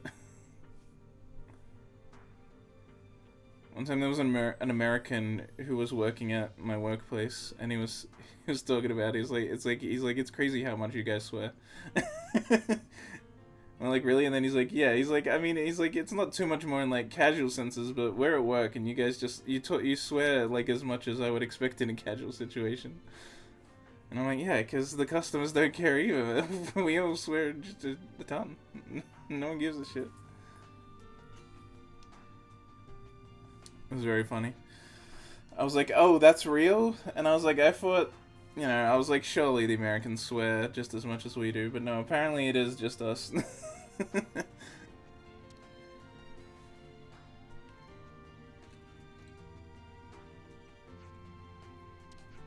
Valdi, start is soon. Yep.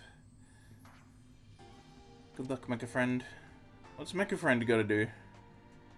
Why is he a part of this?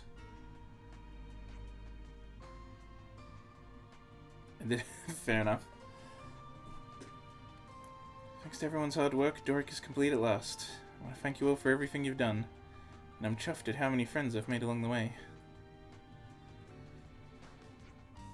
I hope Doric can make just as many. Dude, Doric looks fucking sick now. He's all like gold plated up and shit. Let's see how he does, shall we? That looks... Yes, Bloody Blaster ready. Dude looks like a final boss of... He looks like an angel mech thing, right? Like the gold and white makes it look like there's like angel theming going on. This is how stories where angels are the bad guys. This is how the angels look.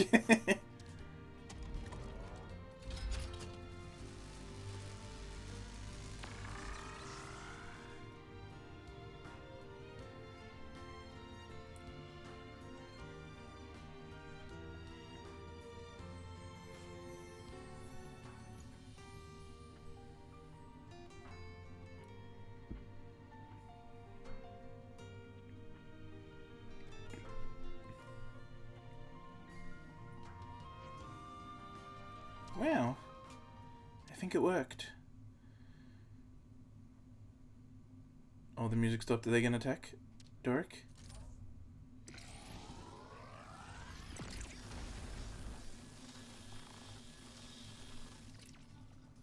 God damn it. It didn't work again. But how?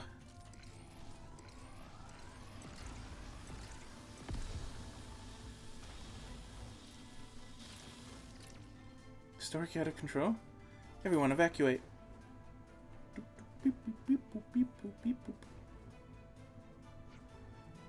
Mecha friend. Mecha friend, what's going on? How could this happen? Everyone who was here was a friend. Mecha friend, stop. Oh shit, Mecha friend's gone rogue. Finally, this day come. You. Oh shit, it was the Nopon. Pulley pulley. It not matter now what you say. Mecha friend is not friend of friend anymore. Meh? What you done to Mecha friend? Pulley pulley only makes small adjustment to system. Now is pulley pulley friend. Genius of pulley pulley is capable to do anything. Pulley pulley defeat you and bring joy to Alexandria. Pulley pulley pull string behind scene to plan this for a long time. He hadn't given up on his lunacy after all. Pretty sure Alexandria never asked for any of this.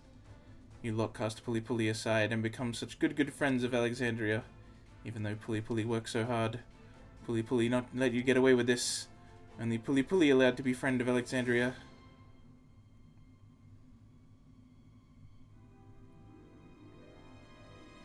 Oh shit, is this gonna be a tough fight? Level 70? No, we'll be fine. But we'll take out these guys first.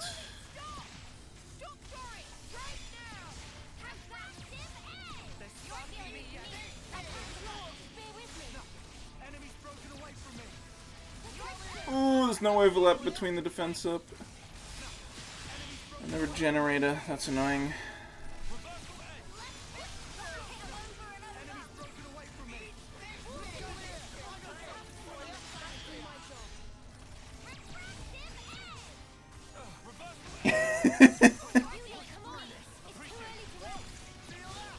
That's a funny parallel.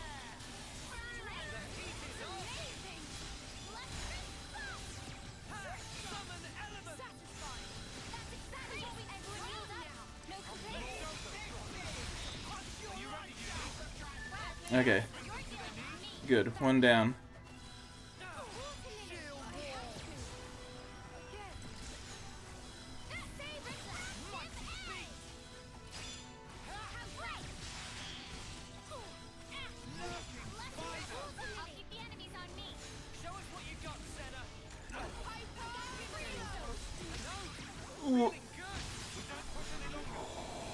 Oh.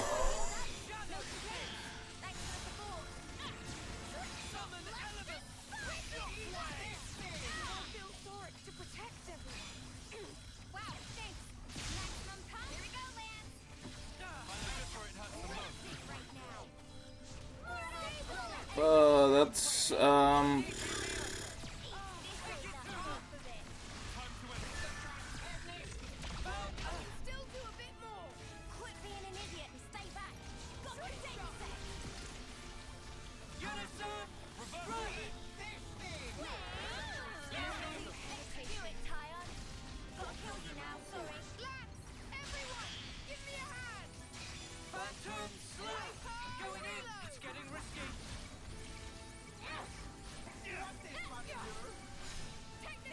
okay. Almost got a chain attack.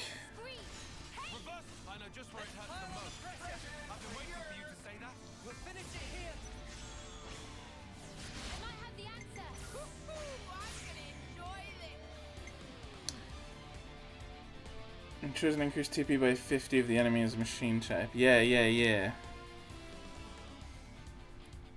Which, he should be, so...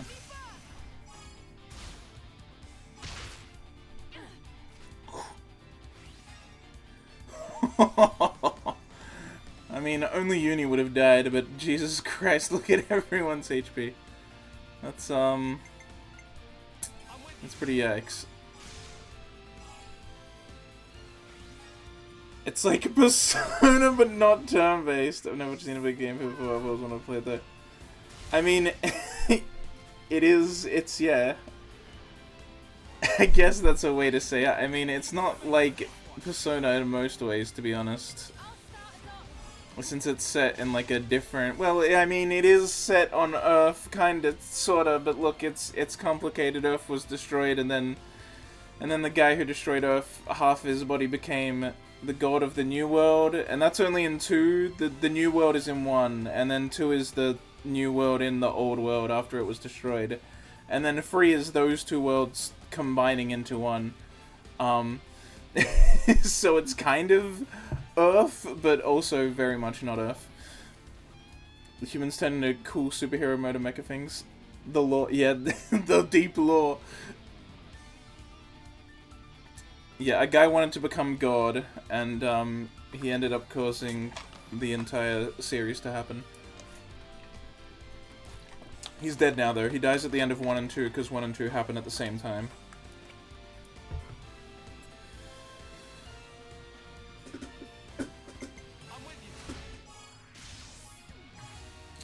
Yeah, that makes sense. Yeah, they turn into they like fuse together, 2 of them, so...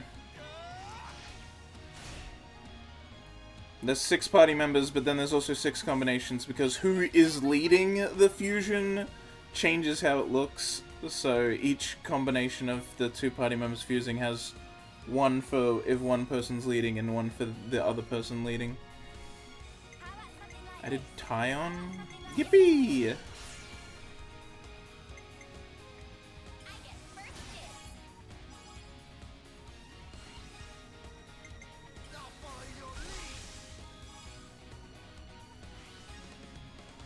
But yeah, it's not turn-based, because it's based on, like, positioning.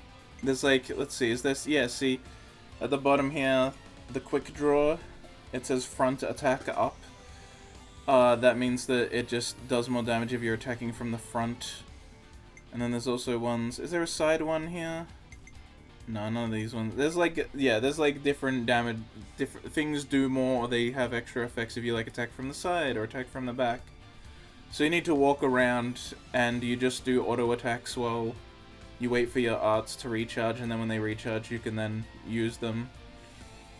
And then it only becomes like this during a chain attack, where you like take the time to select moves, And so the idea is that when you do a chain attack, it's like a bunch of attacks coming out at once while the enemy can't do anything.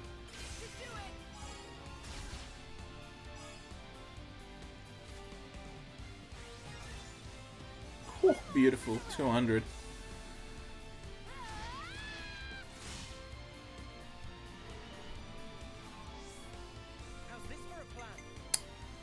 We did Senna, we did Tyon, we got Uni.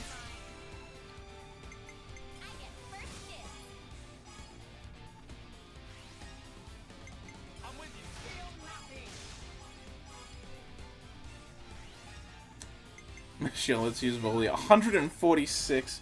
Bro, his TP's off the fucking charts. Look at that, 310%! My god, I forgot how good Voldy is when you're fighting a mechanical enemy.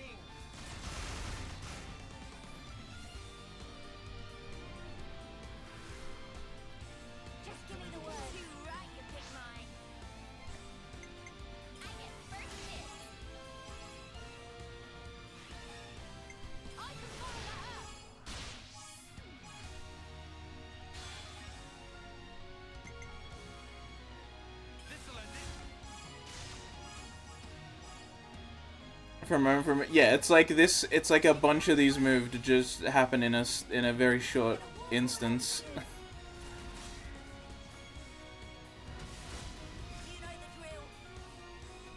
So you can do an absolute ton of damage without having to worry about like positioning or the enemy doing attacks or timing or anything. Just for a brief moment. And so yeah, we did 2 million damage there. And now it's back to reality. Snap back to reality.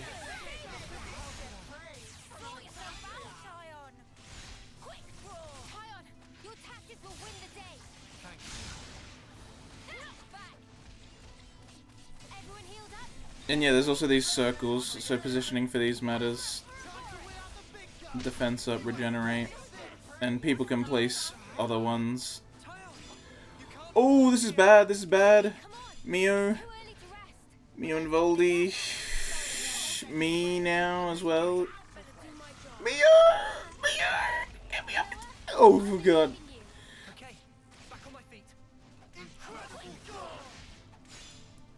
Who's down? Tyon's down, but Mio's getting him up. Jesus Christ. Yeah, could you drop a regenerator or something? I'd be very, very happy if you could do that. Okay, good. She did. Whoop.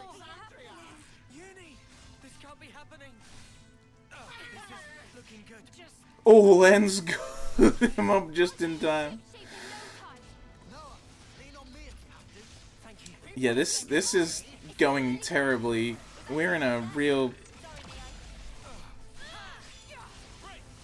situation now. Guys, look at all the HP.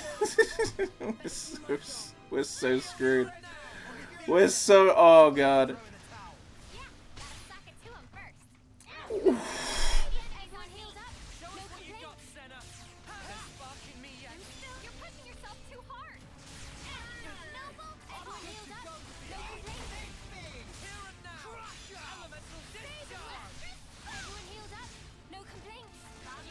Okay, we're getting a handle on it now.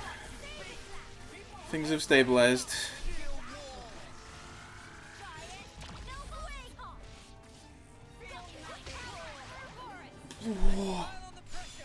Okay, we got a chain attack. Whew. This is what all boss fights become. Boss fights become survive until you get your next chain attack, and then survive until your next chain attack again. That's what it always comes down to.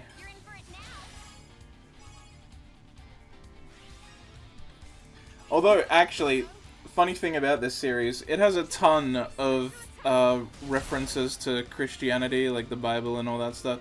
Especially the first game, it's loaded with it, so you might actually recognize some of it, since there's a bunch of Bible stuff in there, in the first game. Like, just a bunch of like enemy names and stuff. There's like a lot of the Mechonis enemies have like Dogma and other, like, seraphim and other names like that. Yeah, I mean, it's just that the creator just loves using that stuff. It's mainly in the names of things, and also kind of some similar parallels to stories as well.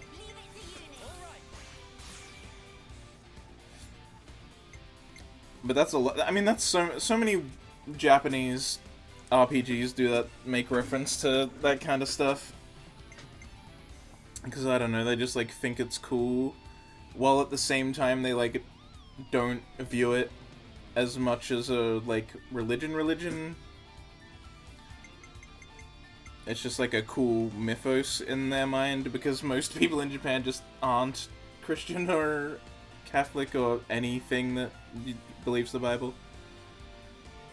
Right, well, yeah, it's like they almost see it the way that, like, we see, like, ancient Greek. It's like, that was a religion back then, but now it's like a mythology thing that's like stories. It's like kind of how they view it, because hardly anyone there actually believes it. Fluffy Paradise is legit, is it? I mean, alright. I wouldn't know.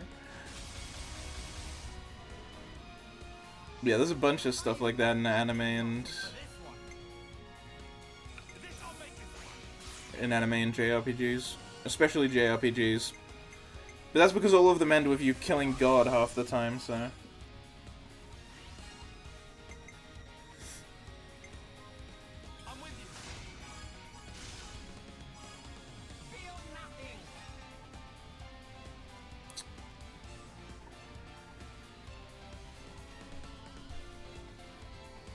Interesting.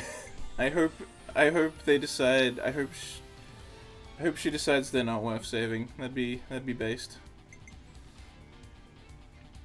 I don't have any elements though.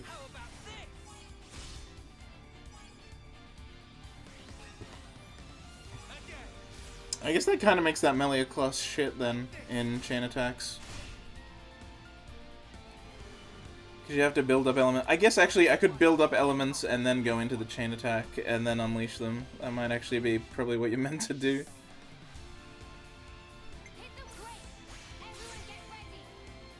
Everyone get birdie.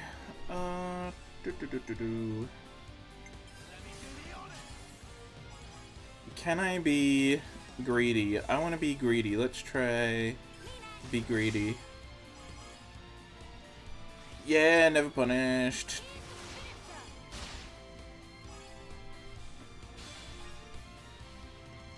Now we can go massive.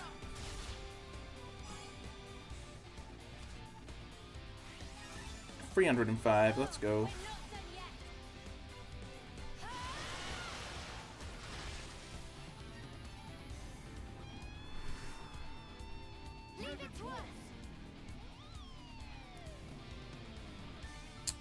No, it's not. Japan is primarily Shintoist, which is the Japanese specific religion. But if you're talking about religions that exist around the world, it's like, yeah, I guess Buddhism is, I think, the second most common in Japan.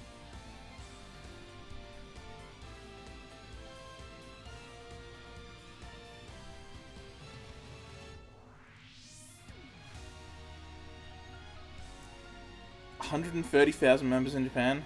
Yeah, that sounds about right. I know there is, like, also some Christians in Japan, it's just, like, not much. I think it's, like, 1%? maybe 2 of, like, the entire country is Christian or something like that. But, like...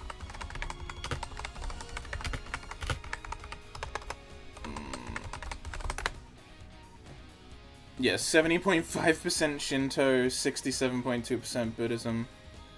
Because there's crossover between those two. Christianity, 1.5%, other religions, 5.9. 1.5 Christianity. Okay, yeah, that's about what I said. And then, yeah, 70.5 Shinto, 67.2 Buddhist. Shintoism is just all the Japanese stuff. So, like, Izanami and creating the world and all that. all the Japanese ancient gods and stuff like that. The shrines and everything, basically. All that stuff is Shintoism, but it's not exclusive, which is why there's like 70 Shinto, but then still 60% Buddhist as well. It's not an exclusive. Whew, that was close. I mean, there's also lots of Shintoism in Xenoblade. It's not like it's just it's not like it's just Bible stuff that they reference. They also reference like Islamic stuff and like all kinds of religions. Stuff from all over the world.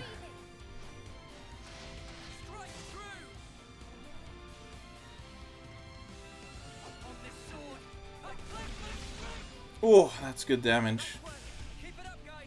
3 million, love to see it. That's a much better amount than last time.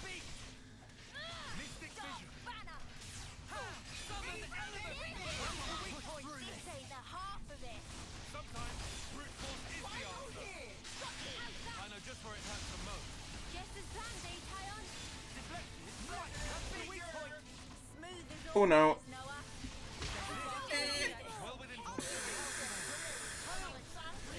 Yeah, things are about to get scary now. No! Oh wait, no, lands can get us up. Oh, okay. Okay. We're still salvageable, still salvageable. Why is he running all the way over there? Oh god, oh god, oh god! Oh, it missed? It missed me, oh thank god.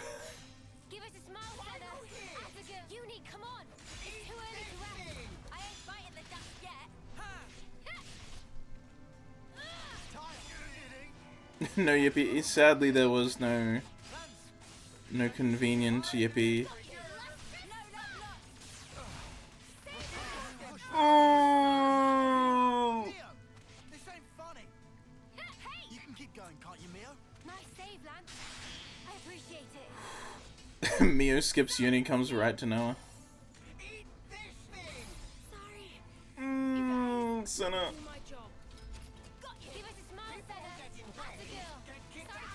Oh, for fuck's sake. Okay, Senna survived at least.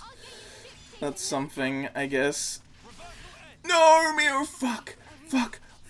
Okay, no, but you're getting Veldy up, right? Yes, okay. That's fine, I guess.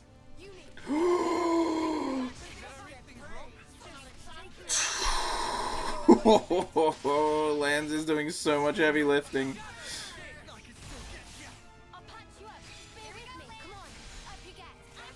Oh, we're fusing. We're interlinking as well.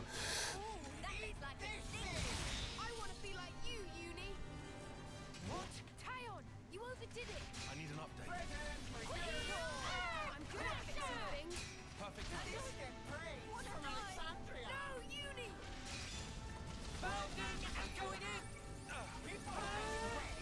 Oh, we're so close.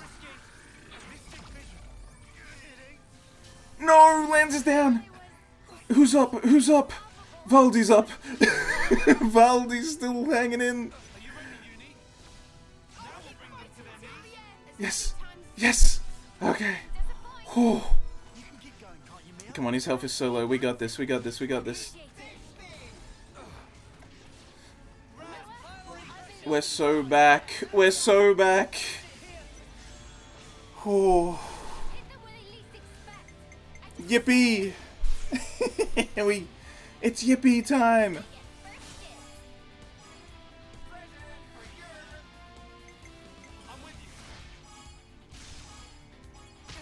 Kill him with the Yippee. Holy shit. Chip damage to the wind change X like this. Fail because no Yippee. No, we got it. We got it in the end. Saved by the Yippee. Redemption.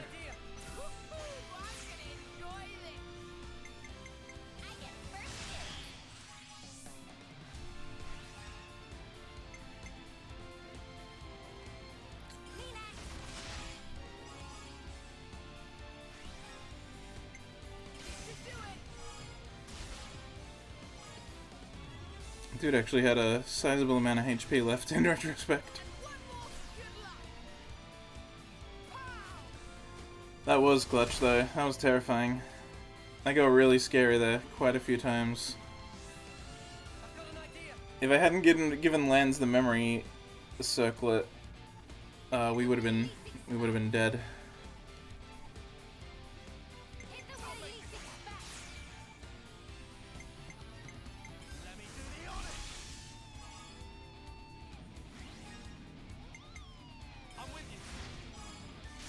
Oh, there we go. Overkill.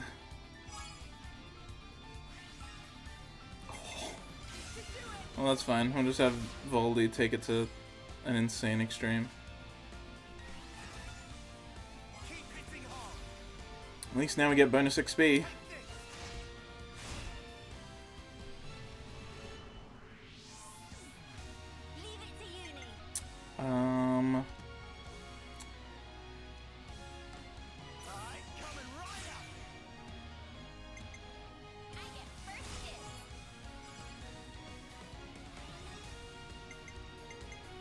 I want to be greedy. Never punished.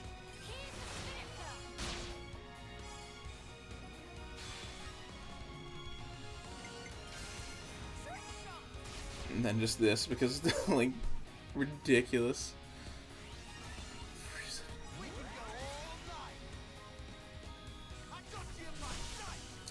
People that like do like high score chasing though with chain attacks, they're insane. It gets to 999% like every time, and they just do ridiculous amounts of damage.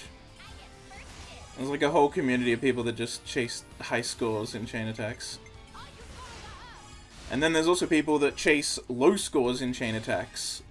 Because as you can see, you like have to do damage, and then the cutscene happens where you have to do a strike. So like, trying to figure out what actually does the least amount of damage in a chain attack is also like its own puzzle.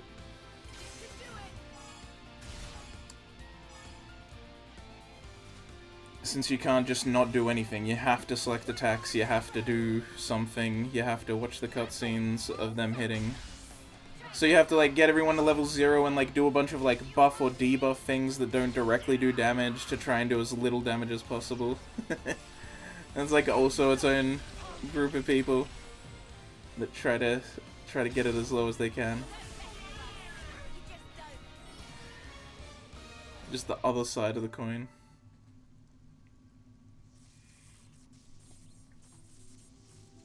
Shit, now he's all destroyed. He's all busted up though now.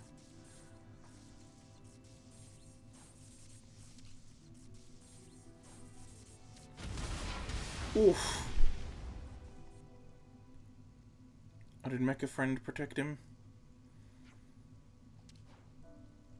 What in the... Valdi!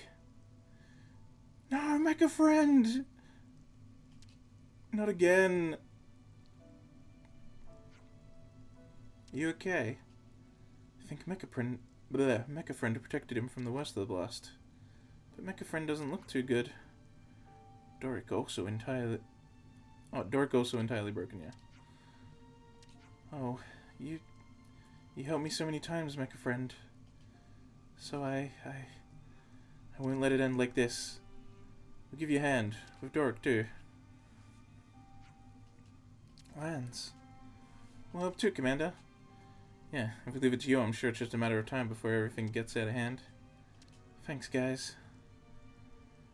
Oh, now this guy. Listen here. Just where do you think you're going? Meh, Alexandria. Isn't that something you have to say too? Yeah, you owe Valdi an apology. Meh? Meh. Pulley refuse. Pulley try and try, but it not go right. Alexandria only like Valdi and others. Pulley wish Pulley just disappear. Meh.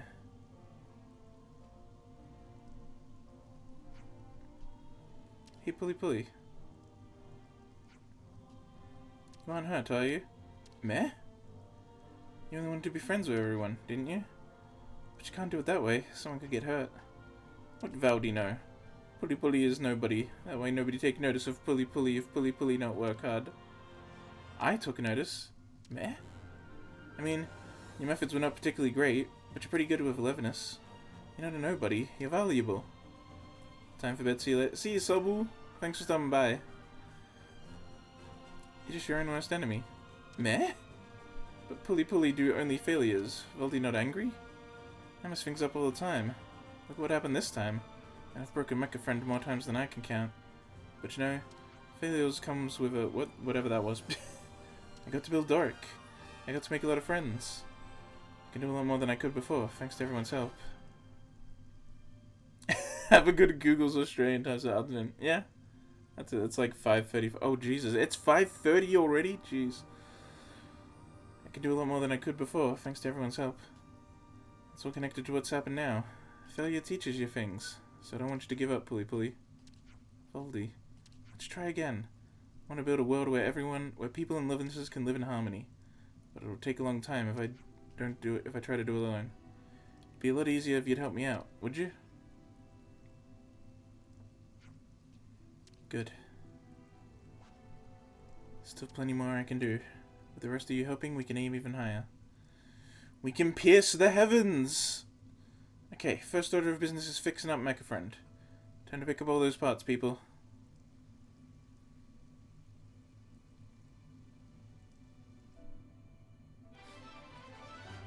Oh, I was wondering if the wreck was gonna still be here.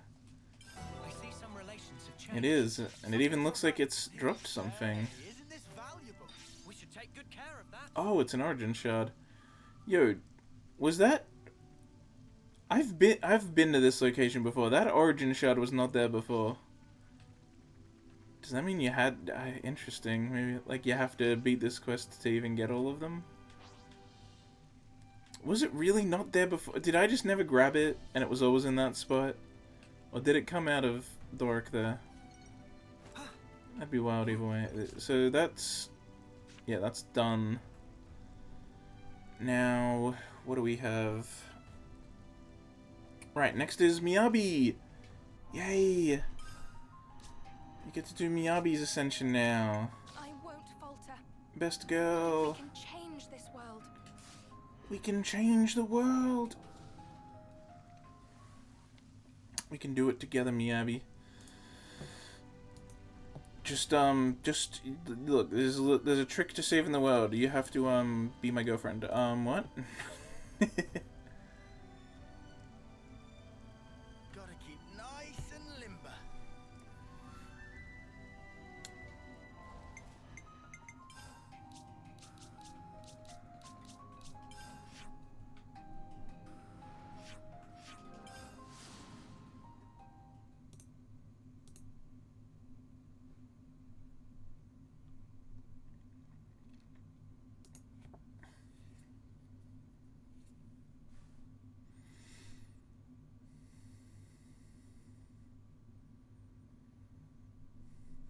That's making me hungry. Miyabi time.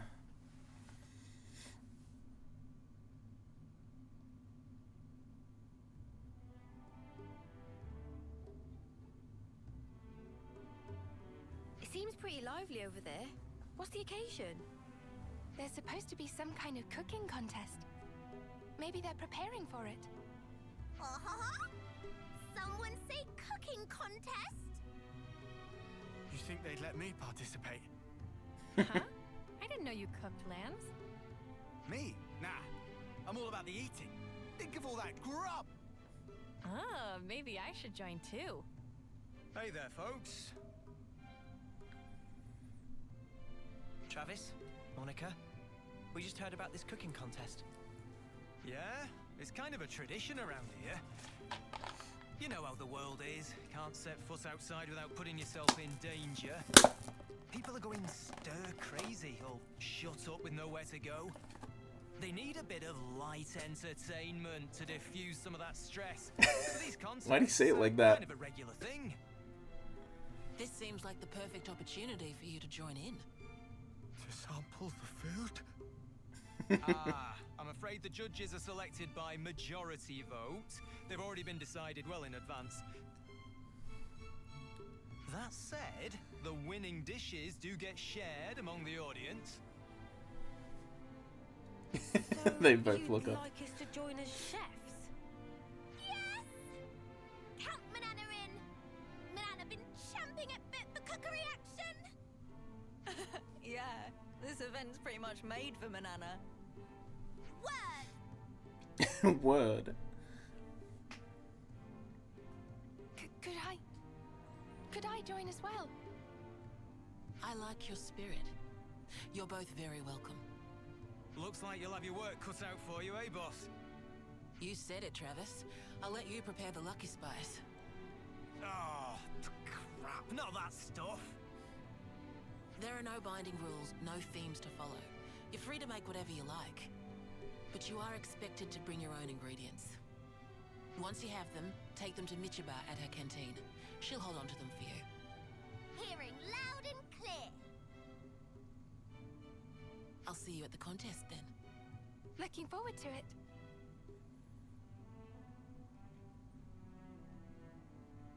Manana not pull punches? We rivals now, Miss Miyabi. Yes, let's do this. Since when did you learn to cook, Miyabi? You never told me. I've only dabbled, really. Right. We better go out looking for our ingredients, eh? Hold on. We haven't even decided what we're going to make yet. Ah, just testing ya. Before we decide, maybe we should ask around the city first. See what kind of foods they like. Their favorite seasonings. That should give us enough to make a start on. True. We need some kind of direction to start with before we can think about making anything.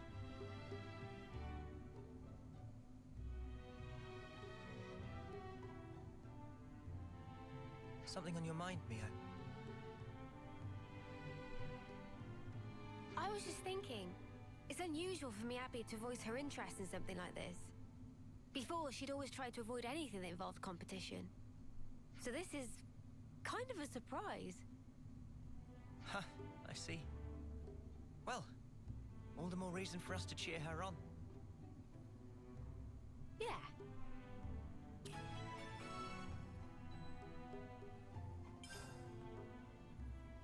Alright, asking time. Who do we ask? Someone who catches our eye? Ah.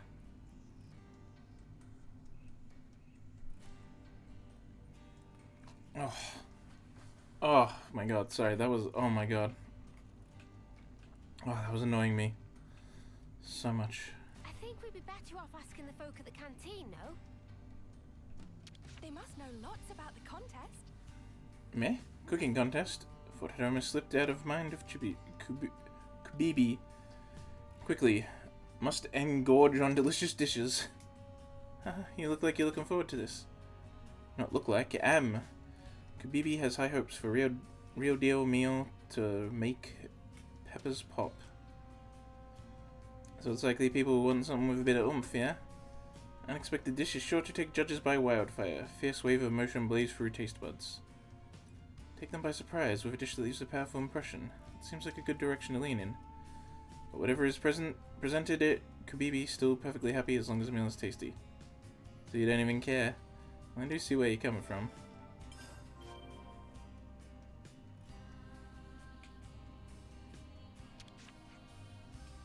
So you're entering the cook-off too, are you? Looks like we're getting another great turnout. By the way, we wanted to ask, what sort of dishes did they present in the past contests? Well, we've had just about everything you can think of. Strange delicacies, traditional meals. All sorts then. So what sort of food usually ends up being the favorite? Well, they love just about anything. Do whatever inspires you. You can't really game the system, since you only learn who the judges are going to be on the day. That's tricky. If it were me though, I'd look for a flavor that would appeal to the widest audience. That's me. Are you guys hungry? So what, like a pasta or something, I guess? Everybody loves pasta.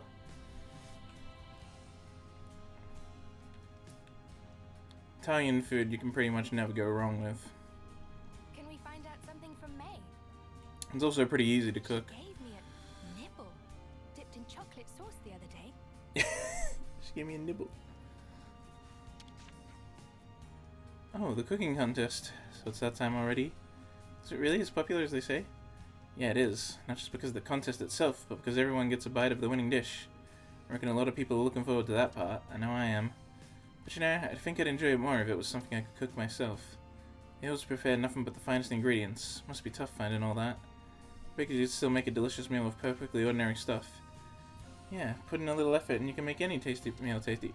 Bro, we're so making pasta. This is pasta. It has to be. It has to be pasta.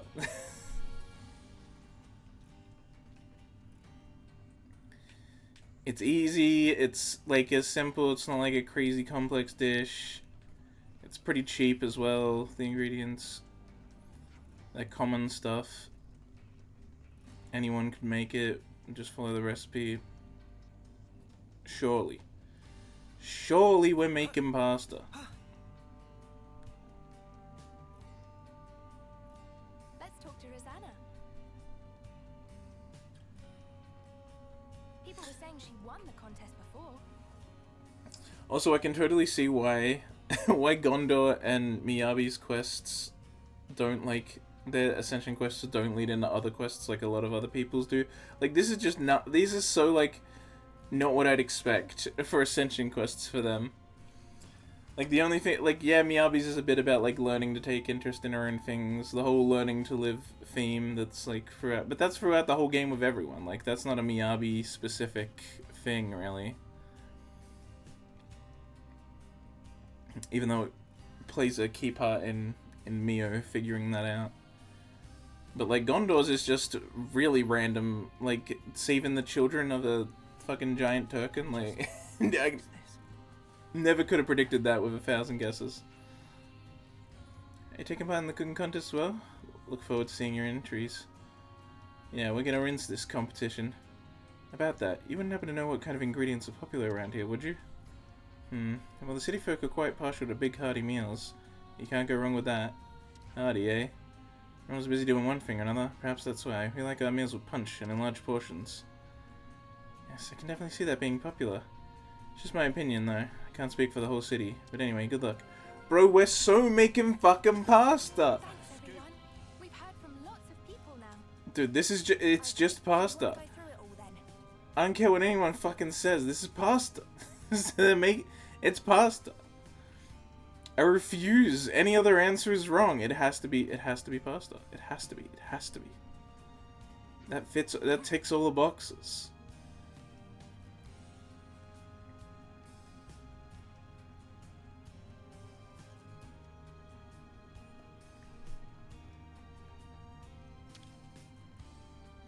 If it's not pasta, I'm gonna be infuriated.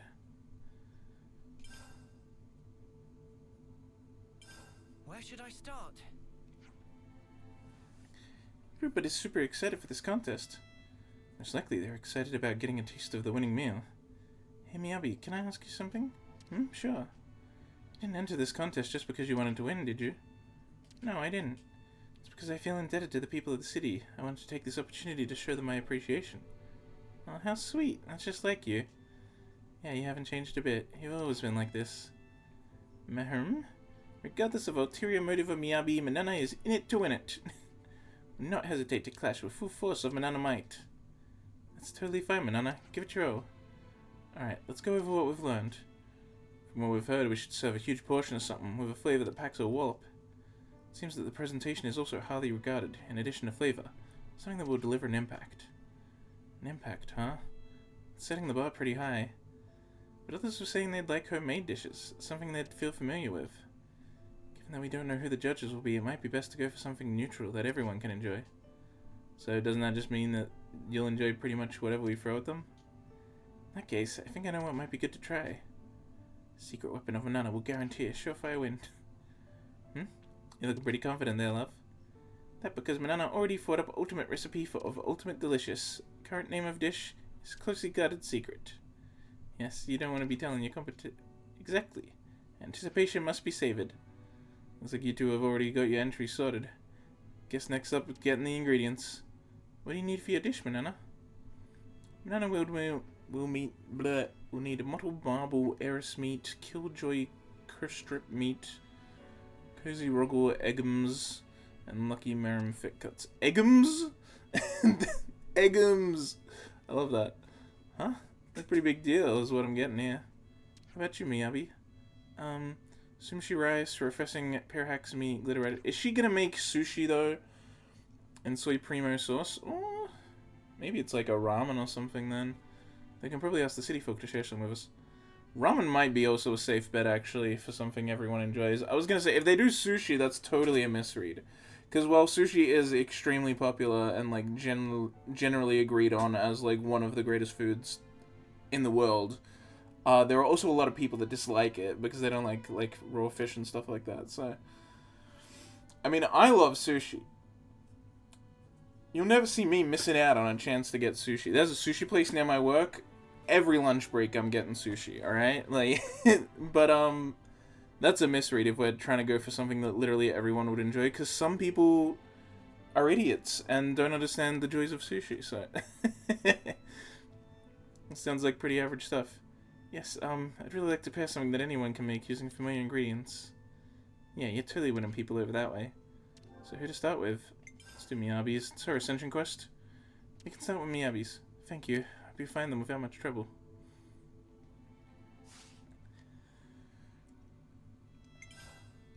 If we're gonna be going out hunting for stuff, might as well do a meal. Oh, wild lobster? Jesus Christ. Sure, let's grab that. 51-minute duration. That's long. I also think I've never had this before, actually. Yeah, new recipe learned from doing that. So that's a new recipe then. Discovered a new recipe. It's good to keep a record. Okay, time to go, guys. You guys having Final Fantasy 15 flashbacks? I've discovered a new recipe. He says that so much in that game. Won't shut up about it.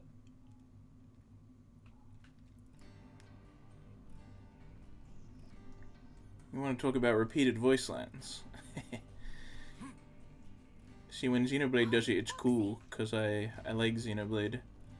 And when other games do it, I don't like it because I don't like them. That's how it works. When Xenoblade does it, it's cool. Foxy. Oh, hey, Miyabi. You're with your friends today? Yes. Sorry if we're bothering you. Not at all. Not at all. Always nice to see you. So what brings you here? Actually, I've decided to enter the cooking contest. Oh, really? I'd like it if you came. I'm going to try as hard as I can. Sweetie, I would love to. I'll be cheering you on all the way. Is this Australian as well? One other thing. I have a request. If it's not too much trouble.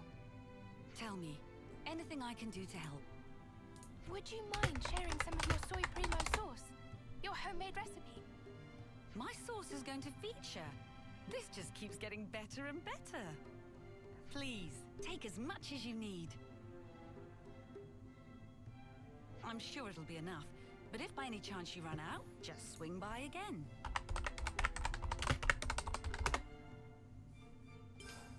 Romero absolutely loves that sauce. I've got jars full of the stuff. Thank you so much. You're getting awfully worked up about all this. Just relax and enjoy the experience.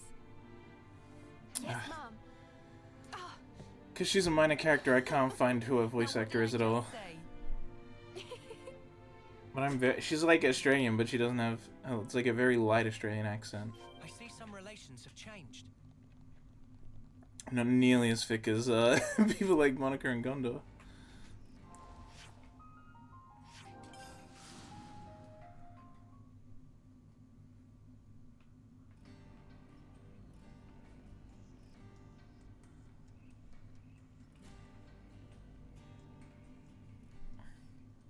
Great. That should be the last of Miyabi's ingredients.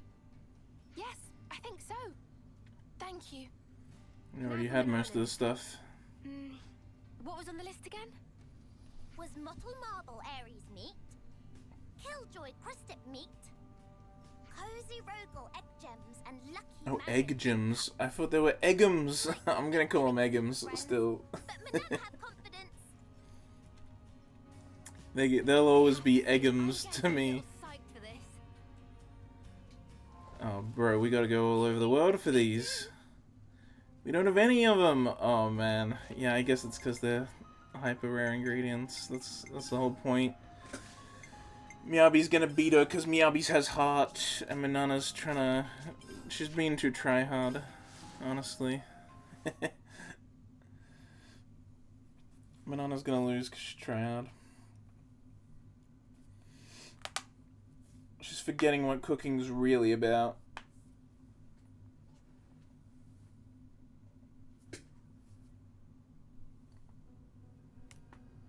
Oh, my neck.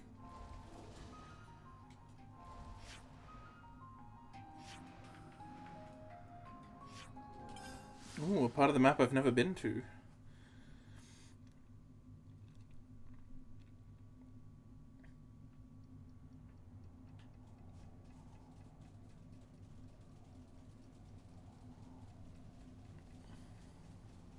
Here we go.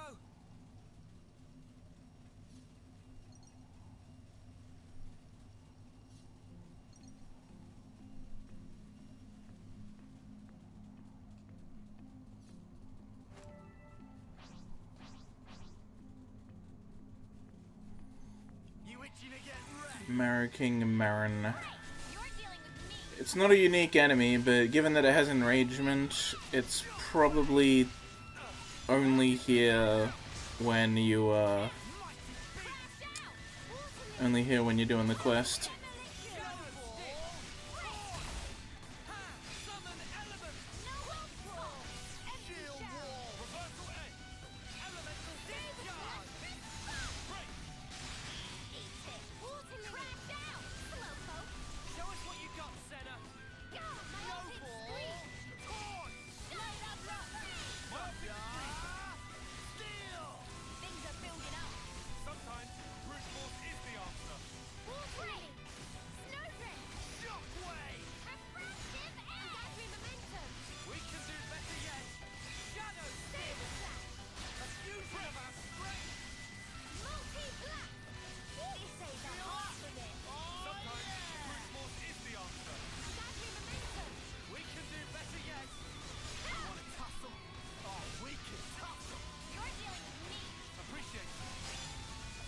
Another enemy got involved, god damn it.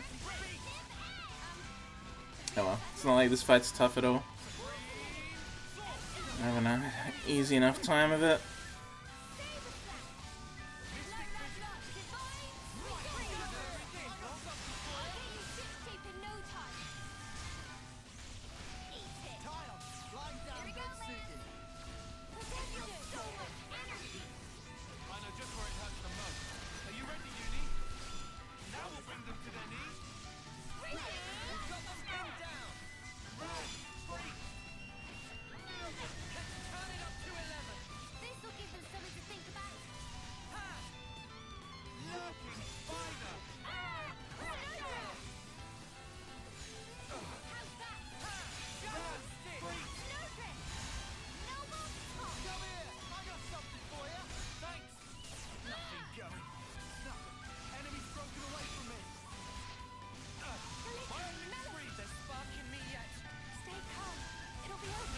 Whoa!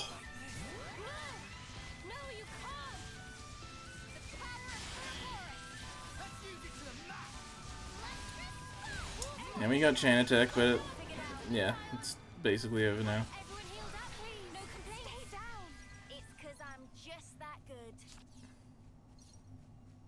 Okay, yeah. Again, I'm pretty sure they're guaranteed drops because it's, I'm pretty sure they only appear for this quest. Oh, it's right there. Beautiful.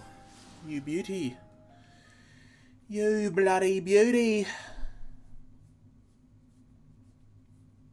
Bit of a going into my Australian a bit more there, mate. Eh?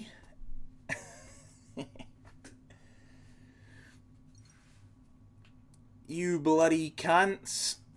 That's how you say it. You gotta put that emphasis on cunt. Oi, you daft cunt. Cunt is such a fun word. Watch your footing, guys.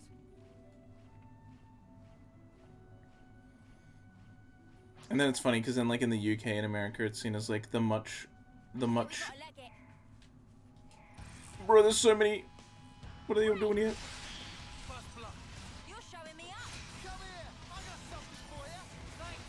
Yeah, like in America and UK, considered like one of the more aggressive bad words. I'm pretty sure. But honestly, it's so fun to say. It's so fun to say.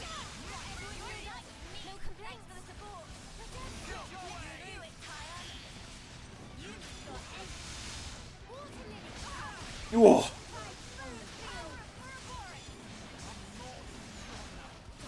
Oh my god, bro. These fucking birds.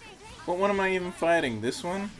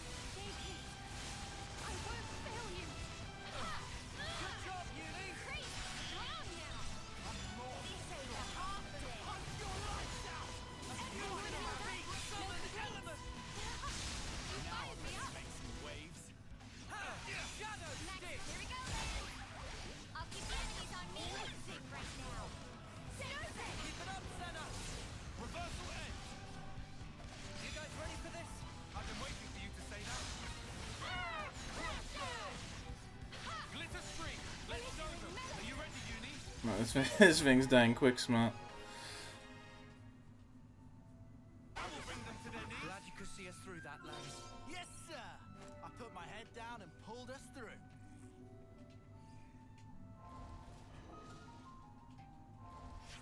No, wait, whoops. Beep.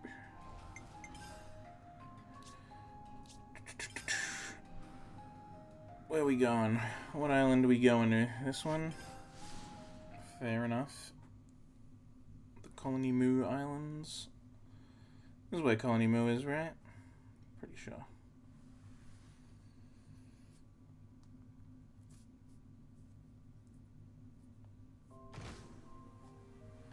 No, it's not. It's where the bloody spar is. Okay, my mistake.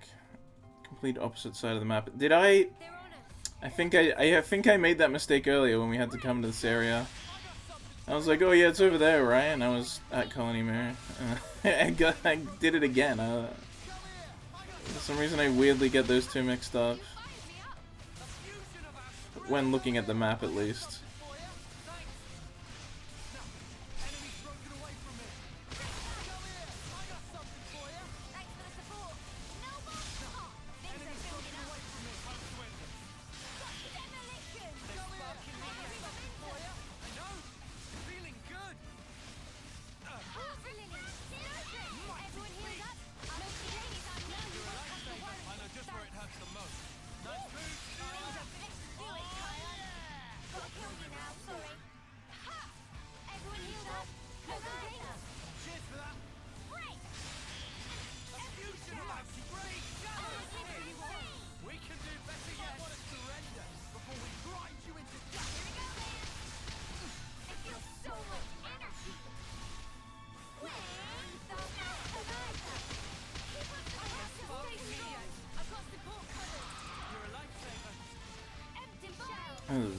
These guys have a satisfying death sound. Feels pretty good to murder them. End their lives. Watch it drain from their eyes. Knowing it was my hands that ended that.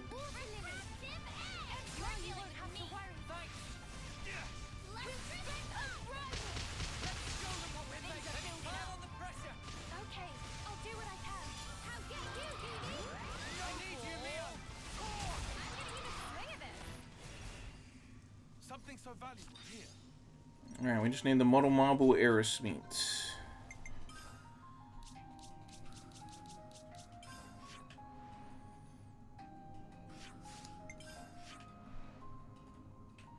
There it is.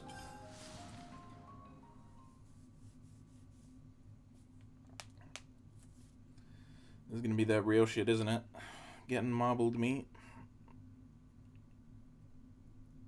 That's gotta be the toughest enemy. Gotta be a tough enemy to get some real good meat.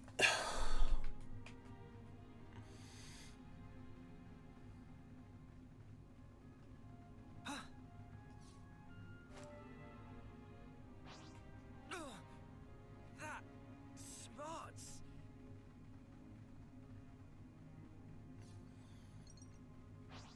Gonna be honest, this guy doesn't seem that legit. Let's make it quick. Come here. I got something for you. You're a lifesaver. Mystic vision. Shockwave! I'm inspired. A fusion of our strength. Reversal edge. Come here. I got something for you. Thanks. Saber slap. Crush out. Empty shell. There's spark in me yet. Stay calm. It'll be okay. Might be like power flow free. We can do better yet. Mystic vision. Take set. No dealing with me. Cheers, you're a gem. Reversal speed. Here's shadow stick. Press our advantage. Oh! I won't leave anyone behind. Sweet breeze. Redemption. Refractive. Reversal edge. Everyone healed up. No complaints. Perfect time. That's the weak point. They keep blocking our bloody healing. Just where it hurts the most. That's annoying. Things are building up. Time to win. Are you ready, Uni?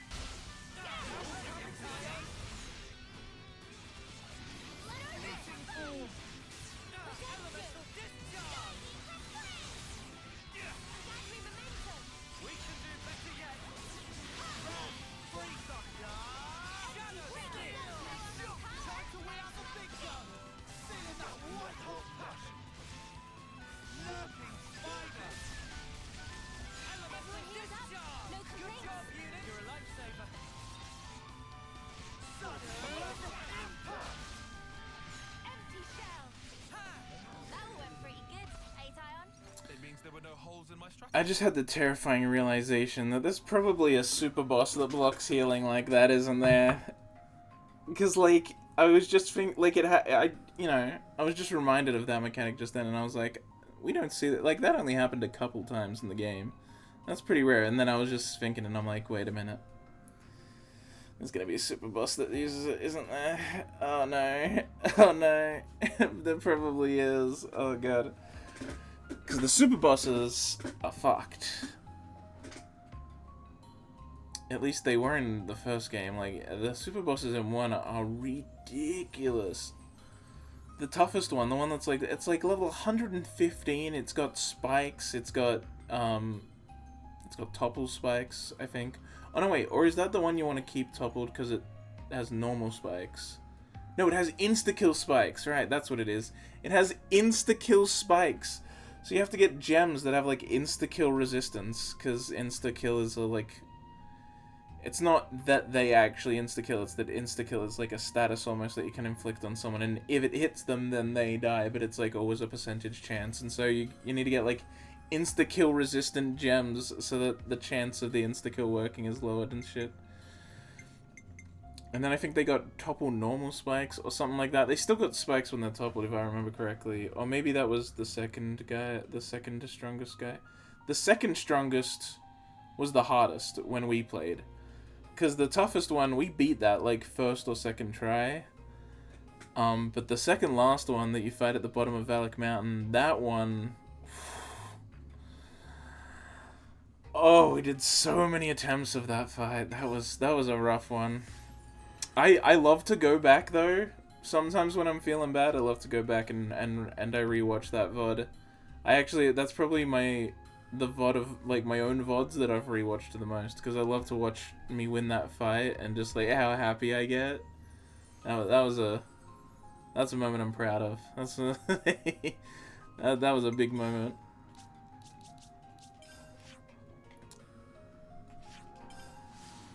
I got so happy about it. And I was just like, oh, finally, like, oh. Good shit, good shit. I hope another super boss kicks my ass relentlessly so that I can get that sweet satisfaction of beating it again. I'm sure they'll all be fucked though, the super bosses. I'm excited though. I'm excited to get to the super bosses once we finish the side quests. That's gonna be fun. Sub bosses are always a riot. Sales made some new friends, it seems. When she comes back to the house, she always tells me about her day. Being in a home, a real home, with a family, every day is a joy. If I'm gonna hold on to what I've got here, I'm really gonna have to work hard at being a parent. Some relations have changed. Based. Working hard at being a parent. Love to see it. Love to see good parents. All of the ingredients for the both of them. Tippy toppy job! Got everything you need now? Then I think it's about time to start the contest. Is everyone ready?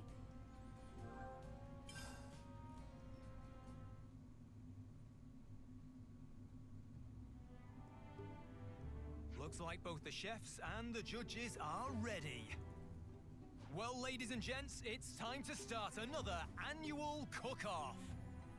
And who else to narrate the events as they unfold but the city's #1 charmer? Just kidding, it's me, Travis, your ever affable Just kidding, it's me. Let's start by introducing our expert panel of judges. The lucky 4 adjudicators for this year's incredible turnout are... Drumroll, please. This guy is chewing. Condor. You've been begging to be a judge for ages now. Looks like it's your lucky day. Oi! Don't you bloody patronize me. You'll be laughing on the other side of your face if you're not careful. Moving swiftly on. You fancy yourself an avid foodie? Well, let's see how you measure up to the wise and erudite well. Next up, a lover of music and all things lyrical, it's Mr. Boomer. He's got a refined palate for music and food, and I'm sure he's about to give us a piece of his mind. Last but not least, we have our youngest judge on record. Introducing San. Far as I can tell, he just plain enjoys food. He'll eat whatever you can throw at him. Sans! We want you 4 to judge the meals on their own merits as honestly as possible. Now, let's introduce our chefs. First up's our Lost Numbers ace cook, Nisik. I saw a video recently that was about Undertale, and it was like it was very old. It was from like back when the game was new. And it's so weird seeing people just like be earnest about enjoying Undertale. It's like, cause like now it's just like, it's been like so memed and like replicated on so many times and like had all this extra fan stuff added and like just been memed to hell that it's like really weird to just see someone talking about it very normally. It's just like, oh yeah, it's just another game that came out. Let's just say, Madam Monica. Just stick to the usual. Who's next? Alright, boss it is. Next, we have Ouroboros' very own queen of cuisine, Manana. Manana ready to steal away hearts and stomachs of all. And whispers on the grapevine tell me our last contestant is a rising star. She's everyone's sweetheart, Miss Miyabi. Damn right she is. You go, girl. Miyabi! How dare you. Miyabi. Miyabi for the win. Miyabi. And those are our 4 entrants for today. Shall we get started? Miyabi. Then Nisik, Miyabi, best girl. if you'd like to reveal the meal. But hello, Priya 5? Is that it? Oh. So cool. Blue lobster. Well. Applying heat causes emergence of emerald green undertones. I guess emerald green is actually better descriptive than blue. Shine with beryl glaze. Behold, the jade lobster. But blue lobsters are a real thing. So.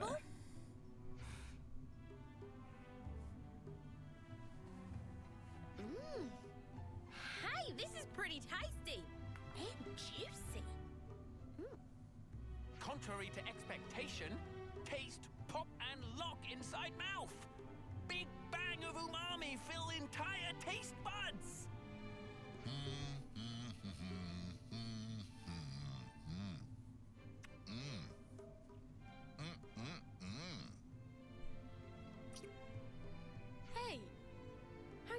to eat this? I don't get it. Maybe Nisik would be kind enough to assist. I beg your pardon? Let's check in with our next culinary combatant. Combatant? You mean combatant? I'll find a chink in your armor. My dish is the Monokari special. Monokari? Come on! How's that fair? Oh, it's got tasty sausages in it. Well, well, well. Well, only heard rumors, but Monokari said to be legendary meal among lost numbers. I'll have me some of that. Ugh. Damn you, bitch queen.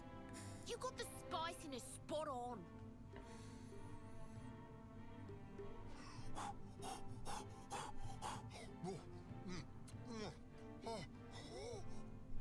These vegetables, flavor normally distinctive yet subtly veiled. That's actually what I had for dinner last night.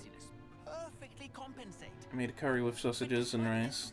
Single plate appear positively heaped with nutrition. Is dish spice renowned or something deeper? Ah, it's making my tongue all prickly. And I'm gonna have more again because there's leftovers. Guess the kids' taste buds weren't quite prepared for that just yet. Funny. Everyone normally loves the stuff. Did I add too much Lucky Spice? I'm sure your bellies are gradually getting rounder, but there's plenty more where that came from. The next contender is Manana.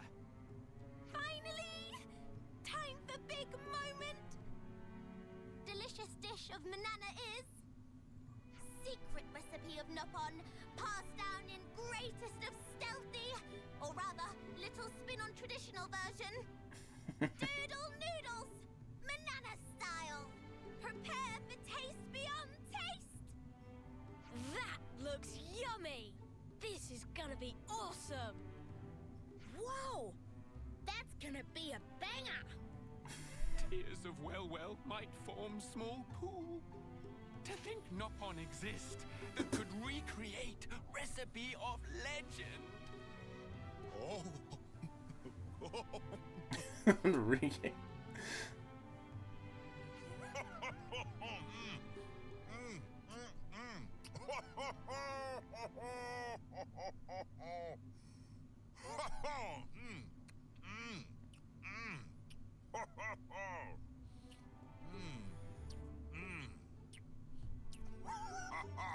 Look, oh my god.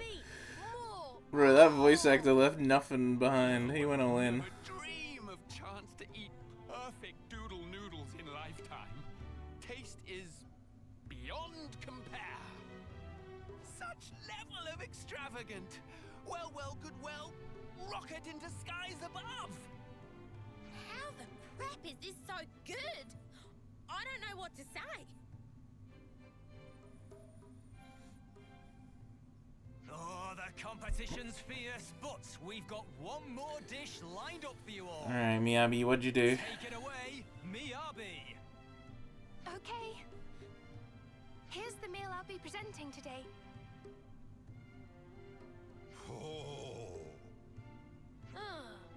It doesn't look very special. I guess. When you put it alongside the others, yeah. What's that on the right? I can't even tell. Made with love. Preparation of dish reflect nature of chef. And this. It's just like, yeah, what? That's like, yeah, that's like a very normal dinner. Ah, it feels... how should I put it? It's like, comforting. yeah, it's just like, what, vegetables and, salmon, rice. I have no idea what that is on the right, though. Warmth filling entire body. Is that just water with ice in I eat it? this fish all the time. But I don't No, think is that it's miso? It might be miso, actually, I think. But it looks way too watery to be, but I guess. I'd love to know. It looks like that's meant to be tofu in it, which is why I think it's miso, but... Why don't we go and ask her once the contest's over? May, you have the best ideas. Now that looks scrumptious. They look like they're loving the soy primo sauce too.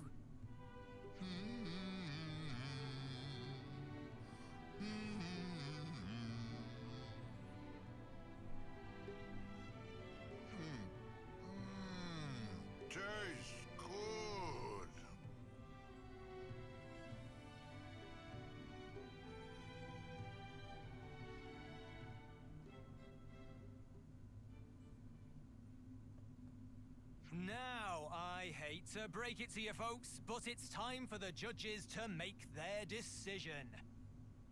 Which of these 4 outstanding meals has satisfied their stomachs? I'm sure you're all on the edge of your seats. The winner of this year's cooking contest is...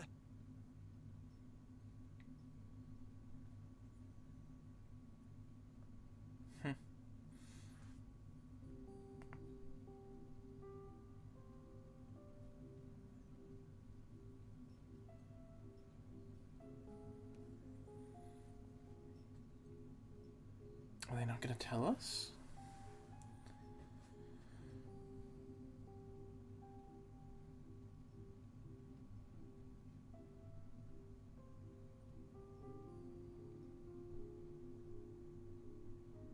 Congratulations, Manana. Manana won! Feels good at top. Oh, makes sense. Better luck next time, Abby. Thanks, everyone. I really thought the home comfort vibe would let me Abby win. First place, but I'm glad everyone got the chance to try my food. Manana was kind enough to raise the idea. Thank you, Manana. Aw, not to mention, would be terrible shame for friends to miss out on delicious nom-noms of me, Abby. I'd like the nom nom on me, Abby. You know what I'm saying? Looks in a right mood. I can hear you. Can't let him get away with this, though, can we? We'll lend you a hand next time.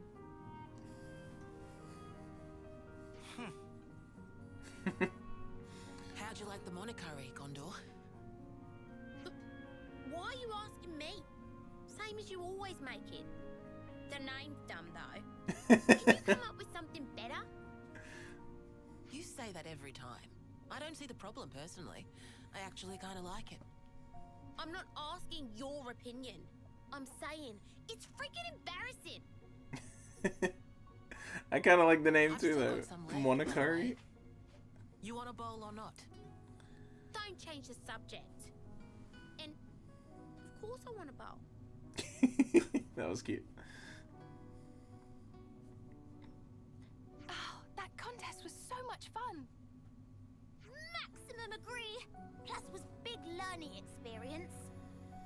Can see Manana need to greatly expand repertoire. Ah. If that's your plan, would you mind teaching me some more about cooking?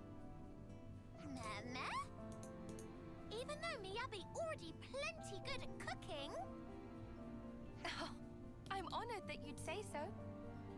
But I really don't have a lot of experience. I'd love it if you could teach me some more. Ah! Then let Manana pick up what Miyabi putting down. Miyabi asking to become apprentice of Manana? That's right. If it's not a problem. No problem! Manana welcome with open wings! Oh, that's wonderful! Thank you, Manana. Ah! Before Manana forget. Should snaffle up recipes of Monica and Nisik while still have chance. Oh, good idea. Let's do that. Hey, Miyabi.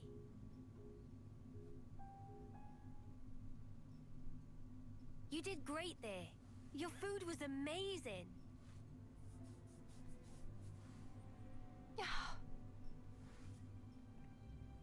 I said before that I did this for the city. Of course, they were the highest priority in my mind. But really, it was for the both of you. I so wanted you to try it. It was for us? This world, it's filled with nothing but tragedy and hardship for us.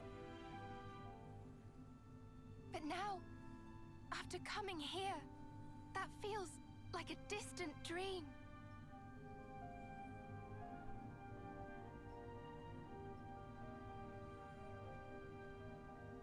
Yeah, that's right. You've always kept my wishes in your heart, haven't you? That's why you brought me here, right? Because we're alive. We get to see these sights.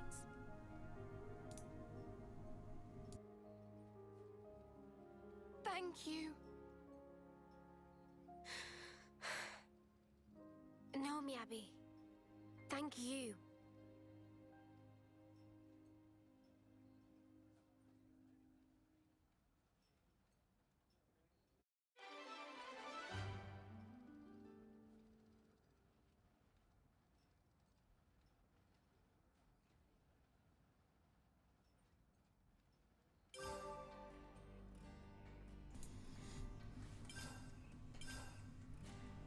Nice. Some relations have changed.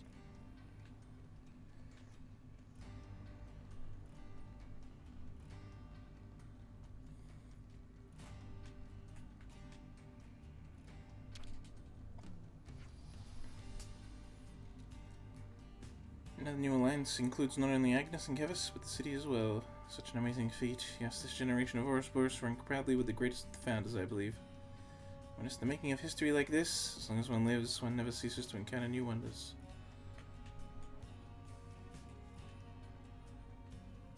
Alright. Now. What to do now?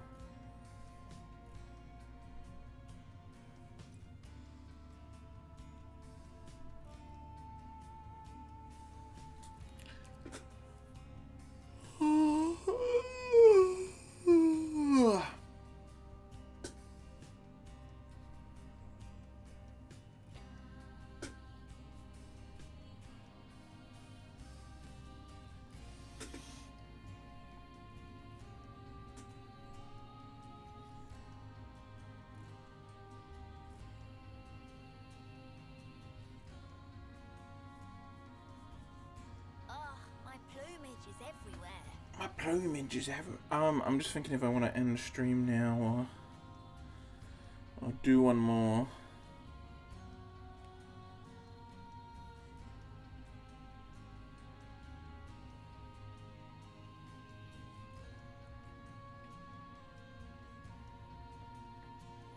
You know what? I think it'll be, yeah, I think it's best if I end now, actually.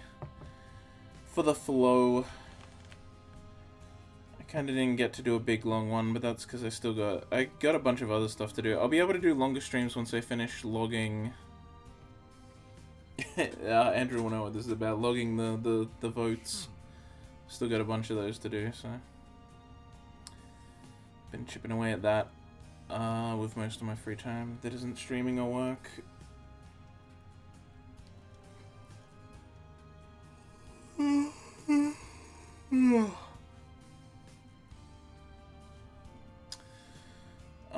So it takes so long. Sometimes it takes like a day just to do one category, like an entire day, like 4 hours.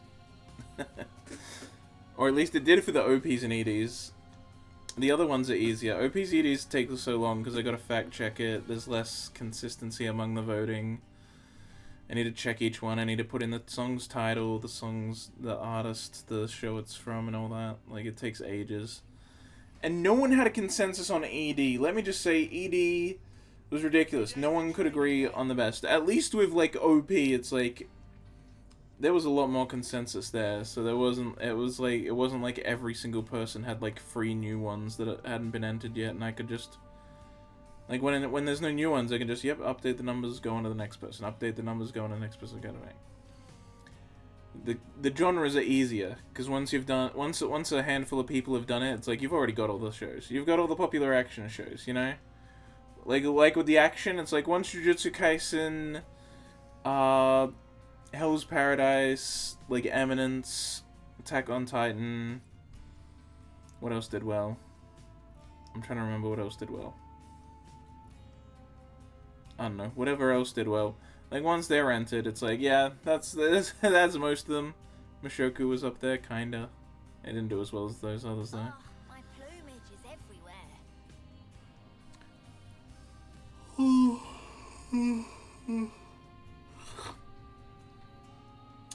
Probably because Mushoku Season 2 wasn't very action-heavy. But yeah, it's like, that's way easier, you know? Once you've done a few people, it's like, yeah, all the ones have been mentioned. There'll still be a few that come up, that like one person brings up in the 5th spot. And so it's just gonna sit at the bottom with 1 point the whole time, but... but at least that's easy, you know? That's easy to just put like that in. But when it's OPs and EDs and it's like free, each one is like free whole things I need to check, and... Yeah, those ones can take... Those EDs did take like 4 hours, it was ridiculous. Meanwhile, action took like an hour and a half, you know? It's like way easier. Like 4 hours, that's like a whole day, basically, of my free time. Because, yeah, that was basically all I did yesterday. I did the ED one.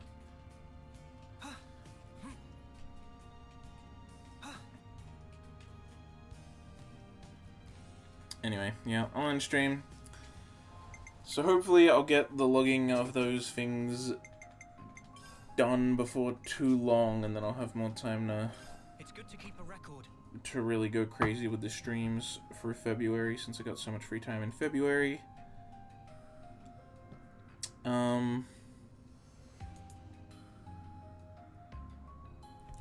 You're actually so right, though. It would be easier if they had proper taste. It's always, there's like 1 or 2 people that like every single time they are voting for like 5 things that no one else voted for, and so they're all just gonna sit at the bottom with like barely because they're the only one that mentions it, and it's just like shit. And someone put Inukai's dog in for action, and I literally just said like no. I just literally didn't log it. I logged all their other ones, but I didn't log that one in particular. Maybe they were being genuine, but I'm like, fuck. I'm like, that's a troll vote. Even if it is, I don't care. I'm not logging it. I'm not doing it. Oh, you weren't watching? Yeah, you did miss me, Abby. We did our Ascension quest. She took part in a cooking competition. And they had monocurry. Monica made curry and called it monocurry.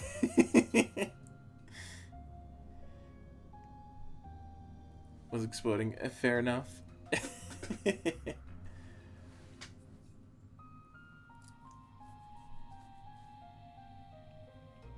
But yeah, so I didn't log that one.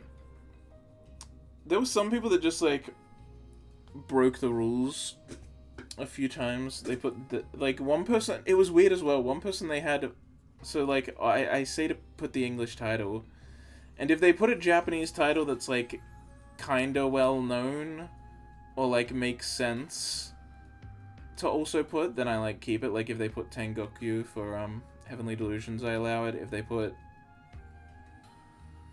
Danmachi, I allowed it, because it's like, yeah, it is. I understand why Danmachi catched on using the Japanese shorthand instead of Is It Wrong to Pick Up Girls in a Dungeon. It's way too long a title. Which is weird, because that makes it one of the few shows that doesn't put the shorthand as its title. Like, most of them take the Japanese thing and put it in the title anyway, like how the English title for Mushoku Tensei is Mushoku Tensei, then it goes into English, Jobless Reincarnation. Or like Onimai, I'm Now Your Sister, Konosuba, A God's Blessing on This Beautiful World. Like, usually they put the shorthand in the Japanese shorthand in the English title too, but they don't with that one. That one, you just gotta fucking deal with it. It's not Danmachi. But yeah, so if people put Danmachi, I allowed it because it's just so much shorter. But there was someone that put like the fucking Japanese title for Hell's Paradise. Yeah, Ningen Fushin does it too, yeah. I did notice that one as well when someone voted for it, yeah. But yeah, someone put, like, Gingorok or whatever the fuck the Japanese title is for Hell's Paradise, and I was... But it's funny because they put that, but then all their other entries, they put the English titles. And I was like, well, fuck you then. You're just breaking the rules. I'm just not gonna count your Hell's Paradise vote. All the other ones get to count, though. And there were a few other points where people, people also didn't get, like, I tried to keep saying it, but a lot of people didn't get that you can't put the same, that if a show has multiple seasons, then for the overall category we combine them. There was like 2 people that put Bungo Stray Dogs 5 and then Bungo Stray Dogs 4 right under it, and they had that as 2 of their entries.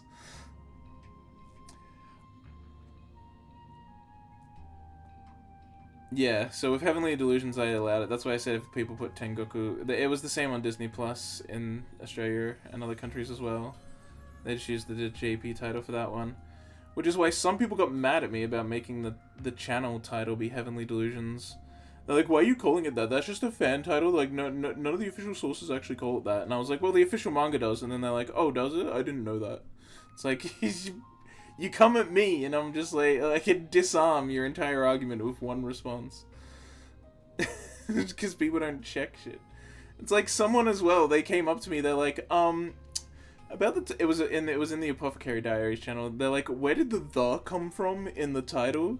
And I was like, it came from the title.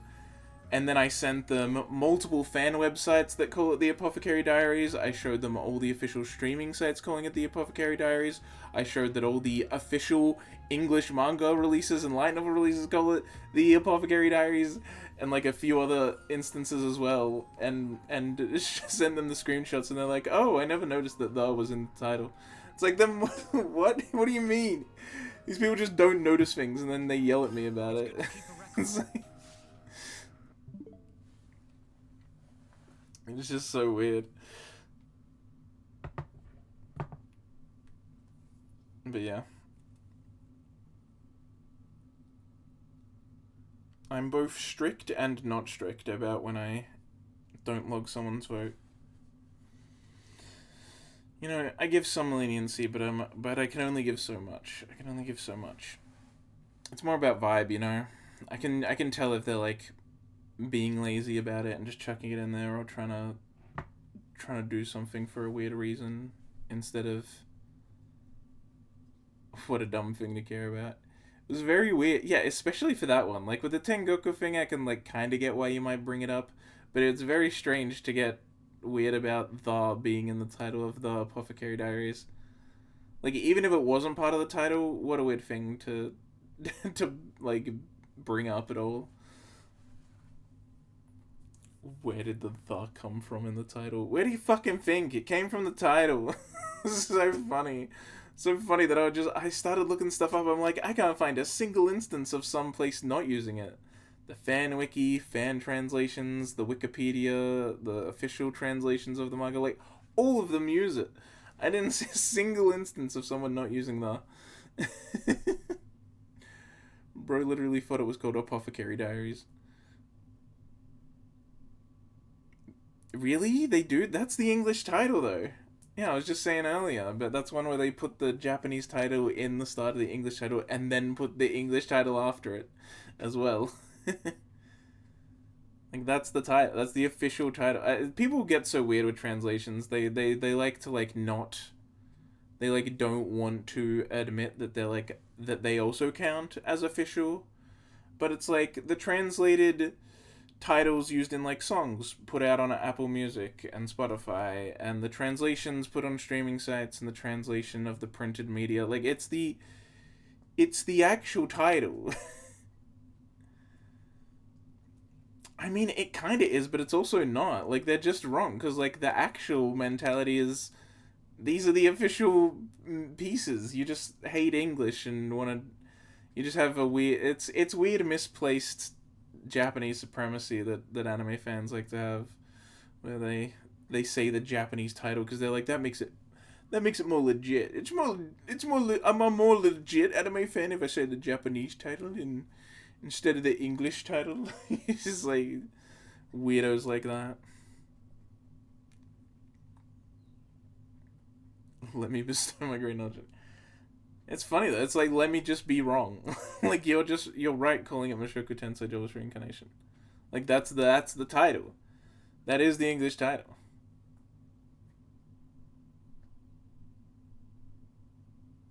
Yeah, I don't know. There's definitely still fans like that. Yeah, I think it depends on kind of the age and mentality. But I feel like there's still this weird... A lot of fans still have this ideology of, like, idolization of Japanese, like, culture. And so they're like, oh, the Japanese title's the proper title. I'm not gonna call it by its slave name. They say some shit like that. It's like, oh, you mean the official title? Like, these are companies putting out the official versions. I know you don't pay for Crunchyroll. I know you hate that you have to pay for your cartoons, but that doesn't change the fact that these are the official release. These are the official English releases, and these are the official English titles.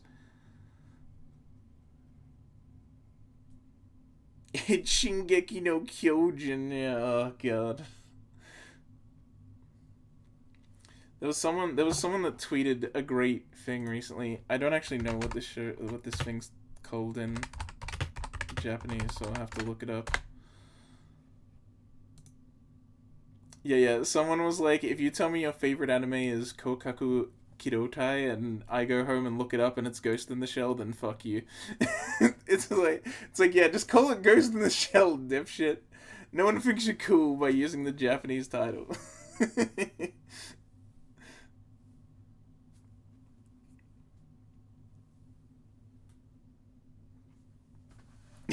Such a funny thing, though. Oh yeah, someone also got. I remembered another one with a channel name.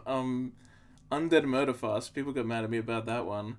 They're like, "Why are you calling it Undead Murder Farce?" And I'm like, "Cause that's the English title." And it's like the English title doesn't have girl in it. Shocker for some reason. I don't know why, but yeah, the Japanese title is like Undead Girl Murder Force or whatever. It's just called Undead Murder Farce in English. They got rid of the girl for some reason. And so I just like sent a screenshot of the Crunchyroll, which has that. I'm like, this is the English title for some reason.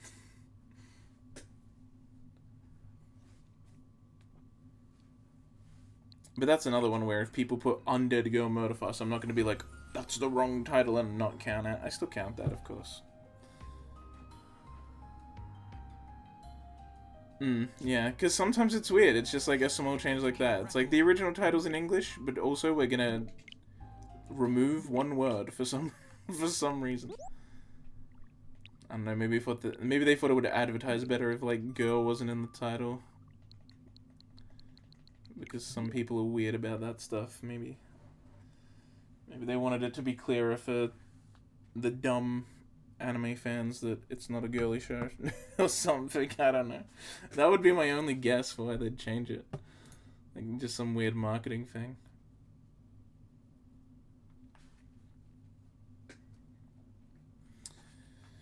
But yeah, people who are like weirdly obsessive about insisting on saying the Japanese title kind of wig me out. I'm like, it's kind of a red flag. I'm like, oh, you're one of those people. Are you gonna start saying weird shit about how Crunchyroll is censoring anime when they literally don't? Are you gonna be? Is that what it's gonna be?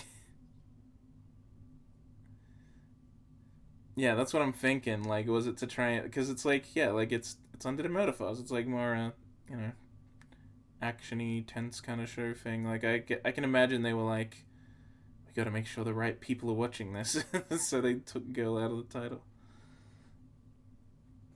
Wouldn't surprise me. Stuff like that always happens in marketing.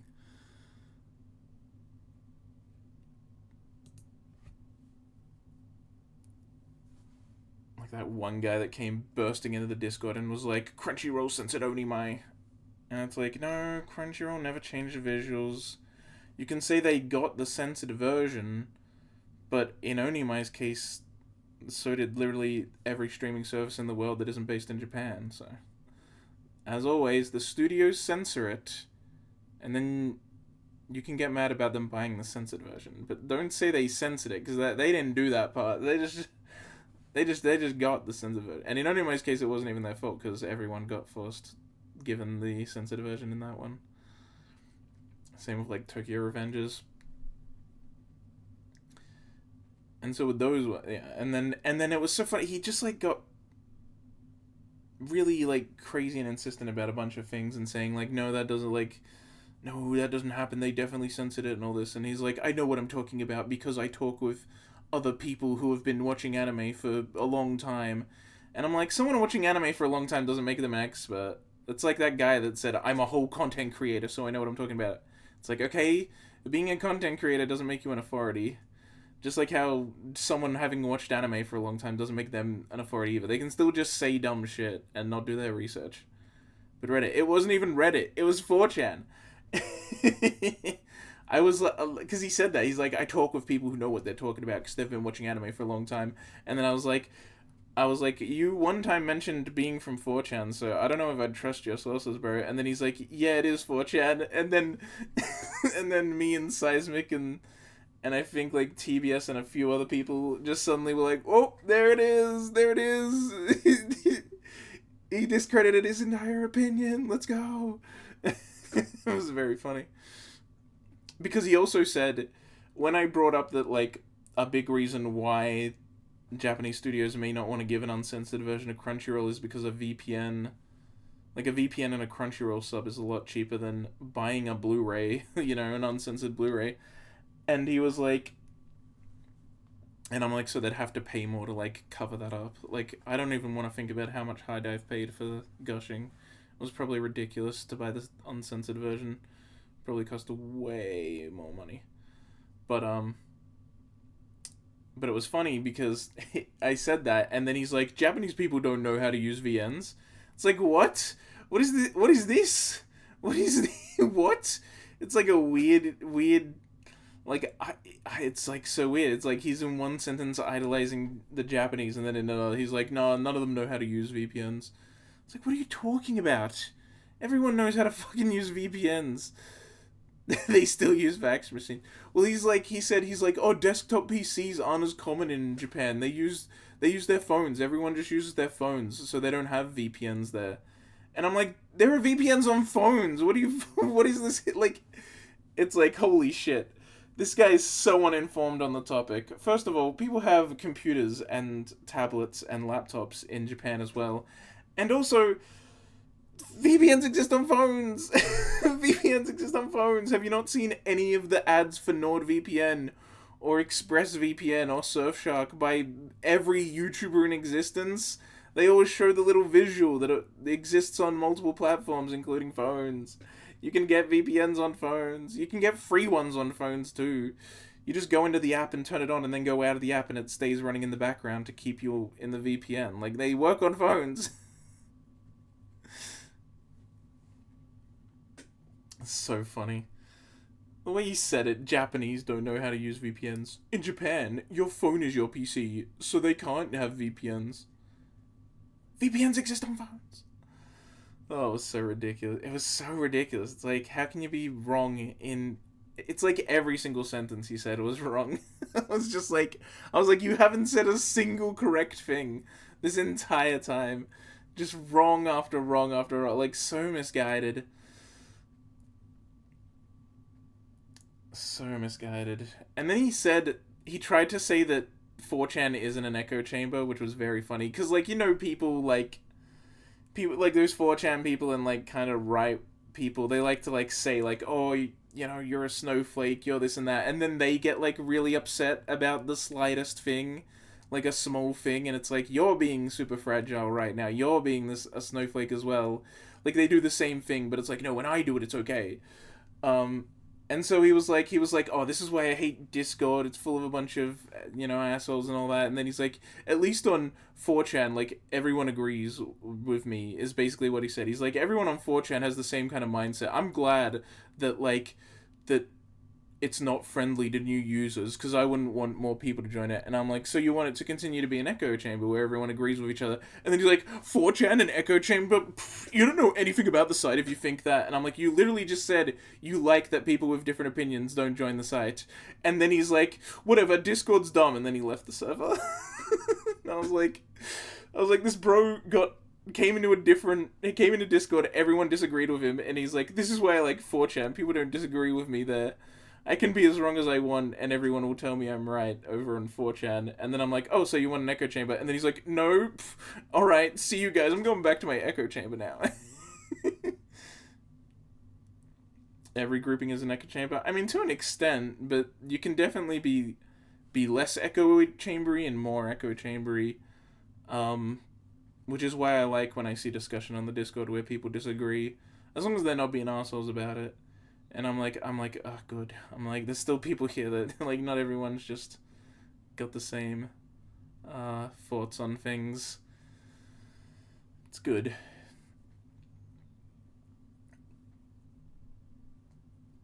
But yeah, there was in relation to that snowflake thing. Oh my god, there was one guy that he got really mad that Crunchyroll deleted his comment because he made a comment on a solo leveling episode that had spoilers, and so Crunchyroll deleted it because in their rules you're not allowed to say source material spoilers. And he made a source material spoil comment, and Crunchyroll deleted it, and he started getting really angry in the Discord, and I was like, and he's like, what fucking snowflakes get that mad about a small spoiler? I barely said anything. And I was like, he just like said like what level the guy's agility was gonna get in the next level in the next episode or something like that. And I'm like, you're getting really angry about like Crunchyroll deleting a comment. I'm like, you're kind of being the snowflake here, bro. Like that's a bit like, calm down. You broke the rules. They deleted your comment. It's not a big deal. And then he's like, getting angry about censorship isn't a snowflakeism. And it's like, okay, using that very specific wording to say that it's censorship is very incorrect. It's not censorship. And also the fact that he called it a snowflakeism. It's like, yes, I'm like, there it is, that mentality of like saying that like snowflakeism is these specific actions that the people I don't like do, and nothing I can ever get mad about is a snowflakeism, even if I'm also being very fragile and getting mad over nothing. Then it's okay. But when the people I don't like do it, then it's a snowflakeism. I've specifically codified what can and can't be a snowflake, even though it just means being fragile. And I'm like, well, we can use a different word if you want, but it doesn't change the fact you're being very fragile about this. That's all I said in response. I'm like, we can use a different word if you want. You're still just being super fragile over nothing. And then someone else saw it and they're like, yeah, bro, it's in the rules. Like, it's in Crunchyroll's rules. When you make an account, you're agreeing to the rules inherently. Why are you getting mad about this? You agreed to them and then broke them.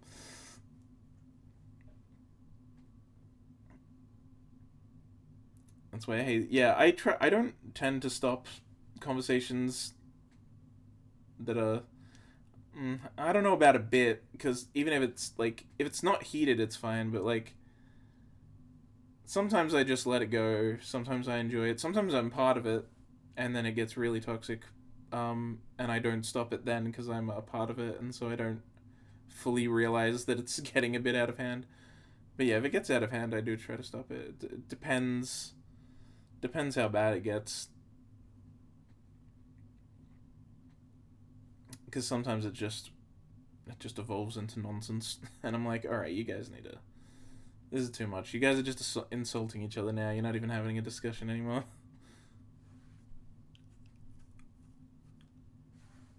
But yeah. Well, I've spent a lot of time on this end screen. That became a whole conversation.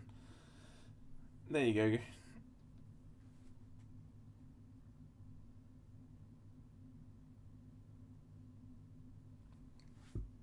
Yeah, exactly. And that's a really common mentality with like anime related production. Like even like 7 Seas and Crunchyroll and Aniplex and all these other companies related to anime. In this community in particular, people are very quick to hate companies and just start saying everything they do is bad and evil and wrong. And they're responsible for anything happening that I slightly dislike in relation to it. It's like, come on, bro. It's always more complicated than that. Companies have deadlines and relations with the Japanese publishers, which like, they're not the nicest things either. They're also big companies. Like, there's deadlines and like 1 million contracts and people involved. Sometimes shit happens.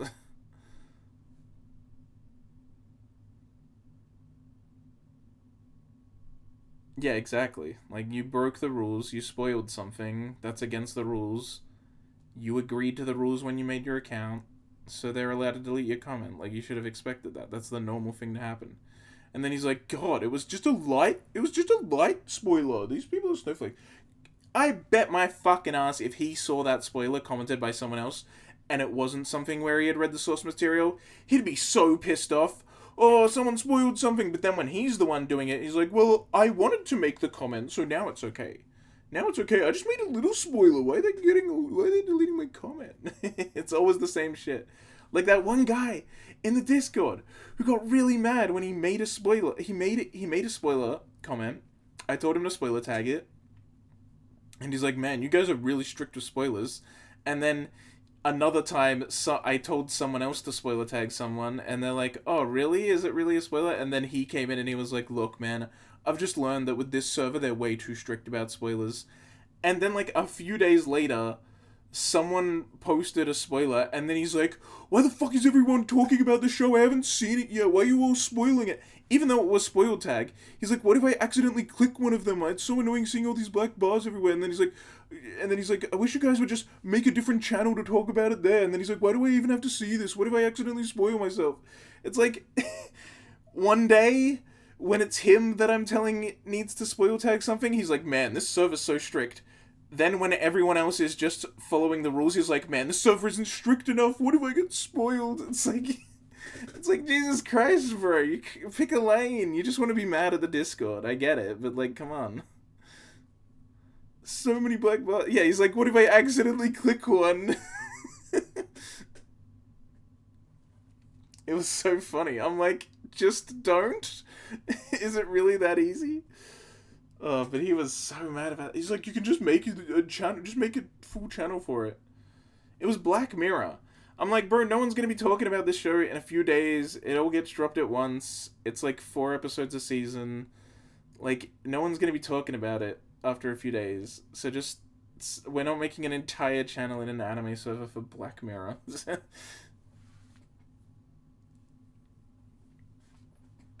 Plus, everyone had already finished talking about it at that point. Like, once he realized... So then he made a thread for it, and then he's like, "People should just talk about it here." And, like, one person did. And that was it. And I'm like, yeah, the conversation's already over.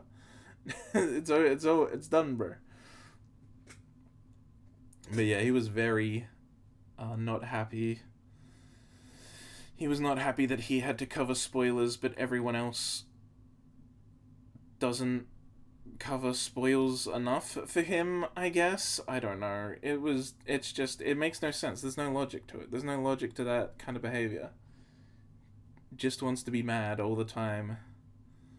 Which is why those, like, hate manga channels that have a fan base, it's just like, "Hey, here's a thing to be angry about today. Tomorrow, well, I'll have another thing for you to be angry at, I'm sure. I'll find something. I'll make up something if I have to." Which they often do. It's like those channels where, like, every day they upload a video. "Disney destroyed by wokeism. Latest Marvel movie fails at blockbuster. Disney has to admit wokeism is dead. Go woke, go broke. Disney failure." And it's just like that video every single day. So I found this on Twitter. Yeah, it's like, okay, you do realize everyone's, like, on Twitter. If you're seeing that shit, it's because you've made that be the kind of people you're following. It's like, that does not mean it is the general consensus, or that it's fact. You know? Very funny. It's funny, though. It's funny to see.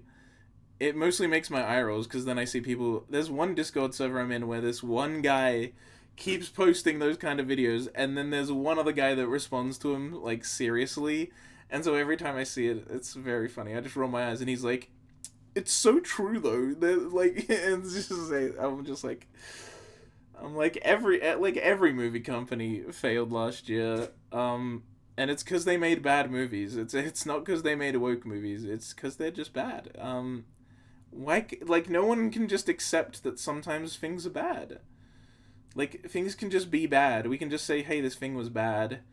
We don't need to make up the reason that the thing we hate is the reason it's bad. Because now it's AI as well.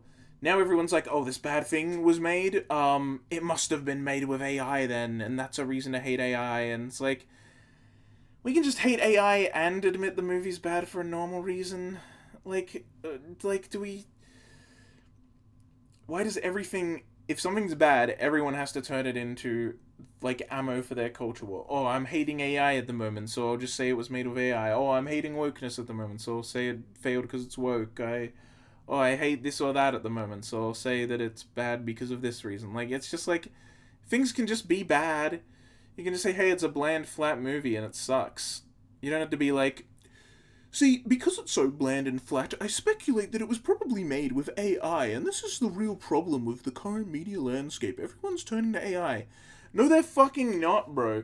Movies coming out now have been made, like, would have been like written in the last 5 years. Like, AI only blew up in the last 1 year. Like, anything made with AI, we're not gonna see by like big productions for a few years.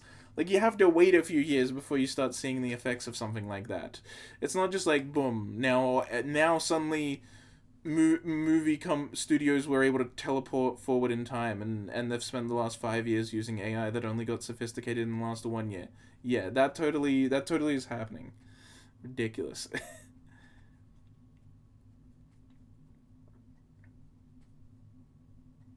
Yeah, you really could. You really could. You could all you'd need to do is find like 5 tweets, and then you just have them like on screen throughout the video.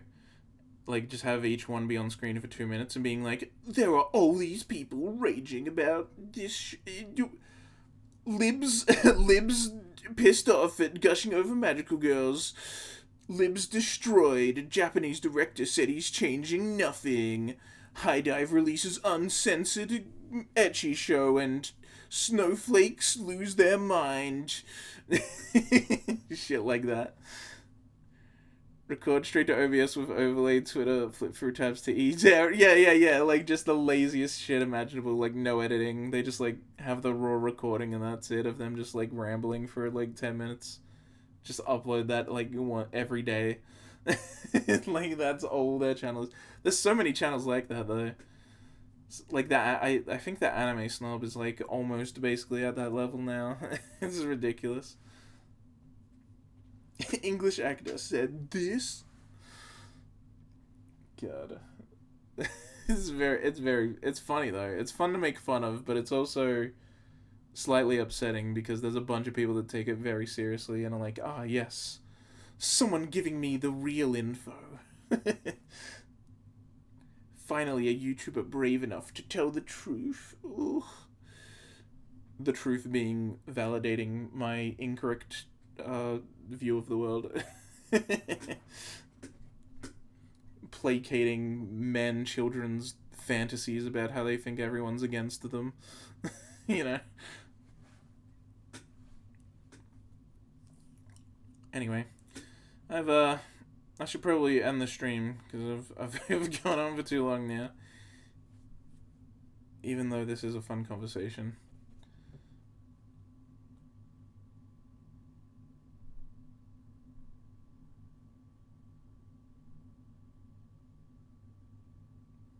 Aito Night, yeah.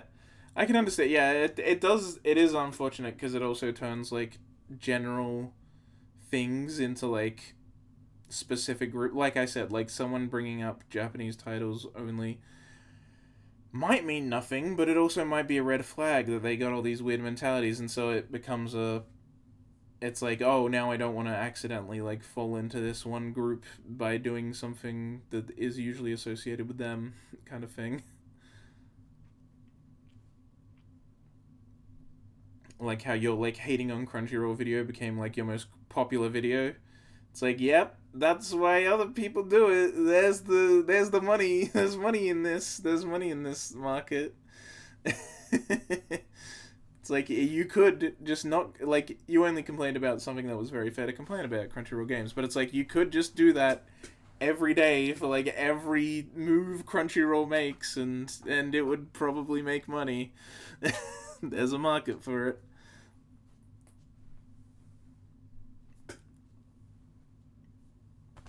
But yeah. See y'all. Thanks for watching the stream. Hope you enjoyed the ramblings at the end. Thanks for everybody who stopped by. Had a good time. It was cool to see Sobble here earlier. And Andrew was here basically the whole time. I have work tomorrow, so I probably won't stream tomorrow. But then it's the weekend. I'll stream over the weekend. For sure. I'm gonna go have dinner. Stay frosty.